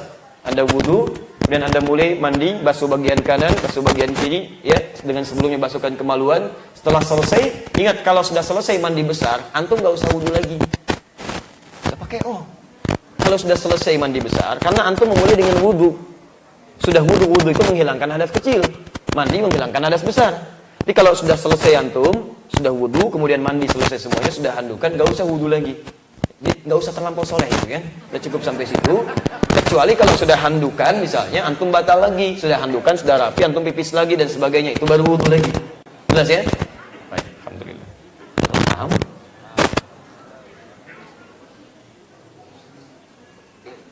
Baik, afwan Ustaz, bagaimana cara bergabung dalam sholat ketika kita dalam kondisi masbuk? Bukan kita, antum. Saya nggak ikutan. Baik ya, pertanyaannya kenapa antum masbuk itu? Itu dulu pertanyaannya. Sering saya sampaikan kalimat-kalimat seperti itu. Orang lain bisa tepat waktu, Anda masbuk, kenapa? Yang kita kenal Mas Tony, Mas Roy, antum masbuk gitu kan? Apa masalah antum? Ya, coba lihat kalau setiap waktu masbuk, mungkin pekerjaan Anda tidak mendekatkan diri Anda dengan Allah. Yang seperti itu, cari yang lebih baik. Yang punya rezeki kan Allah. Yang mengatur segalanya Allah. Ya, kalau Allah menyediakan yang baik, kenapa pilih yang tidak baik? Kalau Allah yang menyediakan yang mendekatkan pada dirinya, kenapa antum menjauhinya? Cari, kecuali dalam kondisi yang sifatnya darurat, gitu kan? Pertanyaannya, saat imam berdiri, ruku atau sujud. Baik. Innama ju'ilal imamu liyutamma bihi. Adapun imam dijadikan untuk diikuti. Jadi kalau imam sudah mulai melakukan gerakan, maka Anda masuk ke gerakan itu. Misal, imam sudah ruku'. Ya, begitu imam ruku', misalnya Allahu Akbar, maka Anda bertakbir langsung ruku'. Ya, dan tidak perlu membaca Al-Fatihah lagi. Jadi begitu imamnya ruku', misal takbir, imam ruku', Anda langsung ruku'. Takbir, Allahu Akbar, langsung ruku'. Bahkan di situ hadisnya jelas, teruskan. Ya innama ju'ilal imamu liyutamma bihi fa qira'atul imam qira'atul ma'mum. Adalah imam dijadikan untuk diikuti. Maka ketika Anda terlewat bacaan imam di Al-Fatihah itu, maka bacaan imam itu sudah mewakili bacaan kita. Jelas ya? Dan tidak perlu membaca Al-Fatihah lagi. Dan kalau sudah ruku, berarti Anda sudah mendapatkan satu rakaat. Karena ruku itu seakar dengan kata rakaatun. Dan semua di sini ulama sepakat. Silahkan cek di kitab fikih 4 mazhab. Semuanya sepakat. Gak ada yang beda. Imam Abu Hanifah, Imam Malik, Imam Syafi'i, Imam Ahmad bin Hanbal, semua mengatakan hal yang sama. Ya, jadi begitu Anda ruku, langsung bertakbir, langsung ruku, Anda sudah mendapatkan satu rakaat. Sah hukumnya dan tidak perlu menambah lagi. Paham ya? Baik, alhamdulillah. Tapi jangan juga dipahami berbeda ya. Tungguin sampai ruku, tungguin sampai ruku. Masya Allah lumayan. Ada aja yang begitu. Untuk salat yang terdiri dari 2 rakaat, baik salat wajib ataupun salat sunnah, posisi tahiyat akhir mana yang lebih utama, apakah istirahat atau tawarruk? Antum tuh kelas advance semua ya. Kita baru takbir antum sudah tahiyat, gitu kan? Baik, ini tahiyat. Tapi kita boleh berikan gambarannya di Al-Bukhari hadis 828 itu ada 2 keadaan di situ, ya.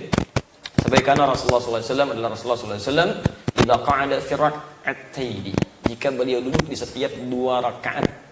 Setiap 2 rakaat. Tapi tidak dijelaskan apakah 2 rakaat ini sholatnya yang cuma 2 rakaat atau sholat yang lebih daripada 2 rakaat tapi duduk di rakaat yang kedua. Karena setiap 2 rakaat pasti duduk. Pasti itu. Okay? Baik. Idza qa'ada fi rak'ataini, jika beliau duduk di 2 rakaat, qa'ada 'alal iftirash, maka beliau duduk dalam keadaan iftirash. Iftirash. Baik. Bagaimana duduk iftirash itu nanti kita praktekkan ketika sampai pada materinya, tapi gambaran umumnya asna rijlahul yusra, beliau melipat kaki yang kirinya, wa qa'ada 'alaiha, diduduki kaki kirinya. Antum duduk, kaki kiri lipat begini, duduki itu. Wa nasabal yumna, sedangkan yang kanannya tetap dilipat tegak begini. Ya, seperti tahiyat pertama lah ya. Baik, iftirash begini, tapi badannya tegak begini. Jadi tidak mincing kanan, kiri tetap tegak begini. Kaki kanannya juga tegak, kaki kiri dilipat kemudian diduduki. Wa idza kana fil akhirah, tapi saat duduk di rakaat yang terakhir, qa'ada ala tawarruk. Beliau duduk dalam keadaan tawarruk, lebih santai. Diselonjorkan lagi, duduk kemudian fi maq'adatihi, ya di tempat beliau duduknya, kemudian sedikit lebih santai di sini dalam setiap rakaat yang terakhir. Nah, sekarang saya mau tanya. Tadi antum sebutkan salat wajib atau sunnah yang 2 rakaat. Salat subuh berapa rakaat? 2. Baik. Pada tahiyat di salat subuh itu tahiyat itu duduknya, maaf, itu tahiyat saat duduknya di rakaat keberapa tadi? 2. Baik. Di akhir salat atau di pertengahan salat? Akhir salat. Baik, saya mau tanya pada antum. Dalam kondisi seperti ini, hadisnya tadi mengatakan setiap 2 rakaat iftirash. Tapi setiap beliau duduk di rakaat terakhir tawarruk. Halo, paham? Baik, subuh berapa rakaat? 2 rakaat. Baik, terakhirnya rakaat keberapa? Kedua. Jadi saat duduk beliau terakhir itu di rakaat yang kedua, itu berarti duduk yang baik. Kan nggak usah ngarang di sini ya, kita lihat. Di sini imam madhab melihat ini sesungguhnya kemudahan dari Nabi pada setiap sholat yang seperti ini.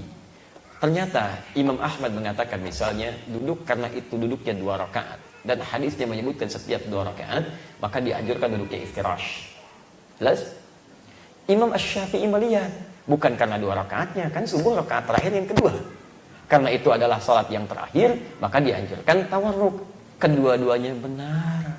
Karena menunjuk pada hadis yang sama dengan penafsiran yang berbeda dan pernah dipraktekkan keduanya oleh Nabi SAW. Baik tawarruk ataupun iftirash. Jadi kedua-duanya benar, baik tawarruk ataupun iftirash. Yang salah tetap yang tidak salat.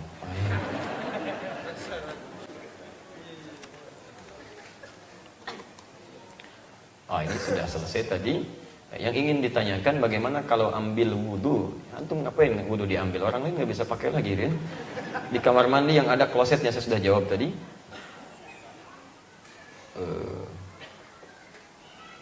Baik, mengenai air seni, maaf mungkin air kencing gitu kan? Kena sarung atau celana, apakah wudhunya batal atau sholatnya baik? Mungkin antum sedang menunaikan hajat, kemudian ada terkena ke kaki gitu kan, dan menunaikan sholat, apakah sholatnya batal? Antum sholat mengenakan pakaian najis, sedangkan syarat sholat menggunakan pakaian yang suci. Ya, pakaian yang suci, karena itu ya, sebaiknya antum ganti dulu atau bersihkan dulu, baru kemudian memulai dengan sholatnya. Baru memulai dengan sholatnya, dan tidak sah sholat dilakukan dalam keadaan dengan menggunakan pakaian najis. Sholatnya benar, tapi tidak sah. Ya, sholatnya benar, tapi tidak sah, karena fungsi anda berwudu itu membersihkan kotoran-kotoran yang ada pada secara fisik, baik fisik ataupun dalamnya. Jadi ketika anda misalnya kemudian berwudu, baik anggota wudunya bersih, tapi pakaian yang dibawa kan tetap dibawa dalam sholat. Ya, ini menunjukkan bahwa ada sesuatu yang harus diperbaiki kembali. Kecuali nanti dalam keadaan darurat-darurat tertentu, seperti orang yang memang terkena penyakit, ya, kayak beser dan sebagainya, gitu kan? Atau dia memang penyakitnya seperti itu, sering ada dalam keraguan-raguan. Maka walaupun dia setelah berwudu kemudian ada itu keluar, itu dianggap suci pada dirinya, nggak ada masalah. Jadi kalau ada yang sudah mengenakan pempes misalnya kan, ya karena penyakit-penyakit tertentu, sepanjang dia sudah berwudu, walaupun keluar itu dianggap suci sampai selesai sholatnya. Setelah itu dia bisa bersihkan kembali. Ya. Afwan Ustaz, apabila kita berkunjung ke rumah sahabat lalu kita sholat berjamaah, tetapi kita berbeda madhabnya, apa yang harus lakukan Ustaz? Ikut madhab beliau akan tetap madhab saya. Antum paham madhab dulu nggak? Kan? Harus diketahui dulu. Ya, manhaj, madhab, jangan sampai ini manhajnya beda, gitu kan? Tapi nggak ngerti apa itu manhaj. Baik ya, baik. IQ itu anugerah, tapi bodoh itu pilihan, gitu. Ya, jadi jangan sampai mengungkapkan sesuatu yang membuat orang lain terus tersenyum. Itu ya, jadi jangan sampai pelajari dulu dan sebagainya. Kemarin saya di Dumai itu ditanya, apakah Ustadz bermanhaj akidah salaf?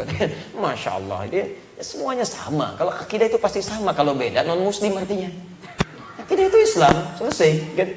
Apa itu madhab? Kalau disebut dalam fikih, madhab itu artinya adalah keadaan untuk mengerjakan satu ibadah dengan cara-cara berbeda yang diperkenankan oleh Nabi. yang dipilih oleh kita. Ya. Tapi landasannya tetap harus dalil.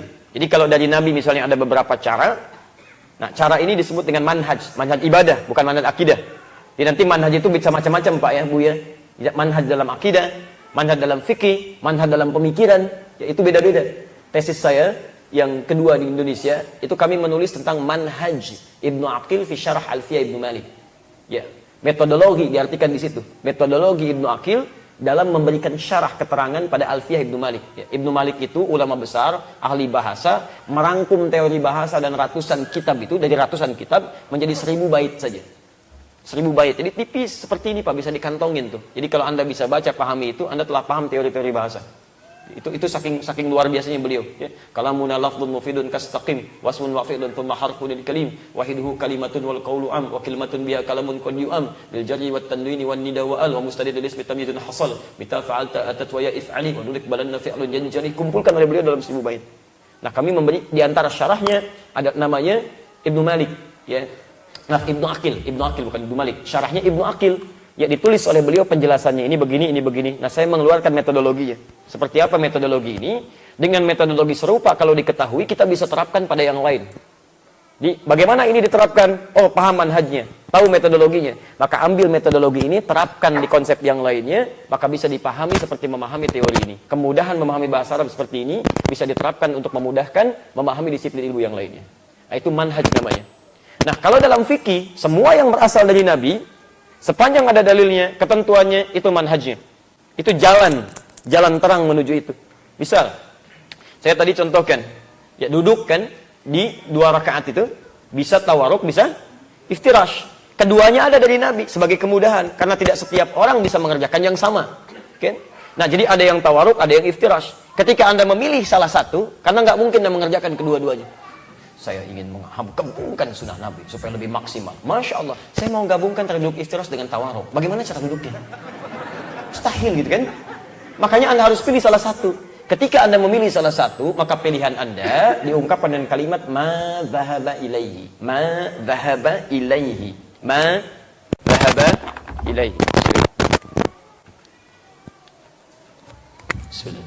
Ma dhahaba ilaihi. Ya. Pilihan yang cenderung untuk diambil, yang condong untuk dipilih. Mana yang paling nyaman untuk Anda gunakan? Kalau Anda ambil tawaruk, tawaruk. Anda ambil iftirash, Anda iftirash. Nah, dalam bahasa seperti ini, orang-orang Arab itu terasa panjang gitu. Kemudian mereka singkat, ikhtisar. Ditaksir oleh mereka, dipendekkan, ya. Maka disingkat jadi madhab namanya. Madhab. Ya. Pilihan Imam Asy-Syafi'i, madhab Syafi'i. Pilihan Imam Ahmad bin Hanbal, madhab Hambali. Pilihan Imam Malik, madhab Maliki. Jadi madhab itu bukan kelompok. Madhab itu asalnya pilihan untuk mengamalkan sesuatu yang paling mudah dilakukan. Ya, di Arab itu banyak singkatan Pak. Ya, bahkan dalam bahasa-bahasa syariat misalnya, bahkan ayat-ayat Al-Quran ketika kita bacakan, itu istilah-istilah untuk bacaannya bisa Anda ungkapkan dengan bahasa singkat. Alhamdulillahirrabbilalamin bisa diungkapkan sebagai isyarat hamdalah. Bismillahirrahmanirrahim, bismillah. Tapi kalau Anda diminta dengan isyarat ini, yang diminta ungkapan lengkapnya. Taklim kita sudah berlangsung cukup lama, hampir 2 jam. Bapak Ibu sekalian, mudah-mudahan mendapatkan rahmat dari Allah. Mari kita akhiri dengan sama-sama mengucapkan hamdalah. Hamdalah. Bukan. Alhamdulillahirrabbilalamin. Ketika disebutkan madhab, yang dimaksud madhaba ilaihi. Nah, kalau imamnya, misal, dalam konteks madhab ini, kalau kedua-duanya diperkenankan sebagai kemudahan, maka tidak harus sama dengan imamnya. Boleh. Imam misalnya duduk dengan tawarruk, Anda iftirash, gak ada masalah di sini. Yang tidak boleh itu adalah menyalahi rukun dari sholatnya. Imamnya sudah tawarruk, Anda masih sujud. Imam sudah salam, Anda sujud, ya gitu kan? Anda gak bangun-bangun, rupanya Anda tidur di situ, gitu kan? Nah, jadi dalam beberapa hal ketika menyalahi rukun itu yang keliru. Tapi kalau dalam masa yang sama gak ada masalah di sini. Gak ada masalah. Ya. Banyak nanti kalau kita sudah masuk pada prakteknya akan banyak. Bismillah nanti ada 70 hadis. 70 hadis. Cara membacakannya ada 4 dari 70 ini. Bisa dijaharkan. Bismillahirrahmanirrahim. Bismillahirrahmanirrahim. Sir. Ada nggak dibaca sama sekali? Ada yang keempat dibaca rakaat pertama, selanjutnya tidak. Ada. Ya. Syekh Sudais pernah menjadi imam di Masjid Istiqlal dalam Jumat. Beliau pernah menggabungkan pada yang keempat ini. Di rakaat pertama beliau bacakan Bismillah, selanjutnya tidak dibaca sama sekali. Nah, ini manhaj, boleh, hadisnya lengkap, sahih. Tapi kalau Anda dalam sholat, Anda kan nggak bisa gabungkan keempat-empatnya. Anda mesti pilih salah satu. Enggak Ustaz, saya itu dulunya jauh dari sunnah Ustaz. Sekarang saya ingin mendekat kepada sunnah. Saya ingin komplitkan pahalanya. Mulai hari ini saya akan gabungkan keempat-empat. Masya Allah. Bismillahirrahmanirrahim. Bismillahirrahmanirrahim. Enggak dibaca sama-sama. Anda pasti pilih salah satu gitu kan. Pasti pilih. Pilihan itu disebut kan. Maka sudah ya, cukup dulu ya. Yang belum dijawab nanti kita teruskan ya dalam pertemuan yang lain. Karena kami ini sebetulnya ada multaqo ahli Quran ini. Ini indah sekali multaqo ini jarang-jarang. Itu multaqo anak-anak kecil Pak. Ini para penghafal Quran, kecil-kecil mau di wisuda. Wisudanya itu bukan disuruh maju ke panggung. Wisudanya disimpan di depan, ditanya oleh audiens. Ini ayat apa, ini surat apa, posisinya di mana, ini begini, itu indah anak-anak kecil tuh. Masya Allah. 4 tahun, 5 tahun, 6 tahun, 7 tahun ya. Kami diundang ke sana beserta keluarga. Cuma kadar Allah, 2 anak kami sakit, jadi saya harus lihat kondisi. Kalau saya bisa saya mampir, kalau tidak saya mohon izin untuk kembali dulu. Saya telah berikan hak antum untuk belajar, mohon berikan hak saya untuk merawat keluarga. Ya, di teman-teman sekalian, untuk hari ini kami cukupkan dulu untuk materi kita. Kita insya Allah akan bahas yang belum terjawab ini. Kami akan kumpulkan di staf kami untuk bisa disatukan nanti dalam sesi Al-Quran Sunnah Solution di Kamis malam Jumat di Masjid Al-Ihsan PTM PJS di sana. Kita akan bahas ini juga bersama nanti dari Mufti Singapura insya Allah ya, bila tidak ada halangan beliau datang. Jadi pertanyaan yang masuk di Al-Quran Sunnah Solution itu bukan rekayasa, bukan kami yang tulis kami yang jawab, bukan ya. Itu dari masyarakat masuk, kami bacakan, kami tuliskan, dan itu kami pun nanti meminta pendapat-pendapat pada guru-guru yang lainnya. Demikian, mari kita meningkatkan amal saleh, jauhi berbagai hal yang tidak produktif, yang bisa menghadirkan hal-hal buruk dalam kehidupan kita di hadapan Allah Subhanahu wa taala. Dan maafkan bila ada yang kurang berkenan. Semoga Allah mengampuni dosa-dosa kita semua. Bila ada yang benar, silahkan ambil dan amalkan. Itu petunjuk dari Allah dan Rasulnya.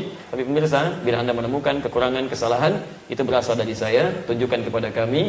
Ya, kemudian mohon maafkan saya. Dan tinggalkan pendapat saya yang keliru. Ambil pendapat ustadz lain yang lebih baik dalam kehidupan kita. Dan mohon izin ya, tolong jangan terbatas belajar kepada saya. Cari guru-guru yang lain. Dapatkan dimanapun, dari televisi manapun, dari sumber manapun. Sepanjang itu mengajak Anda lebih dekat dengan Allah Subhanahu wa taala dan Rasulnya. Subhanakallahumma wa bihamdika asyhadu an la ilaha illa anta astaghfiruka wa atubu ilaik. Wa akhiru da'wana alhamdulillahi rabbil alamin. Wal 'afwu.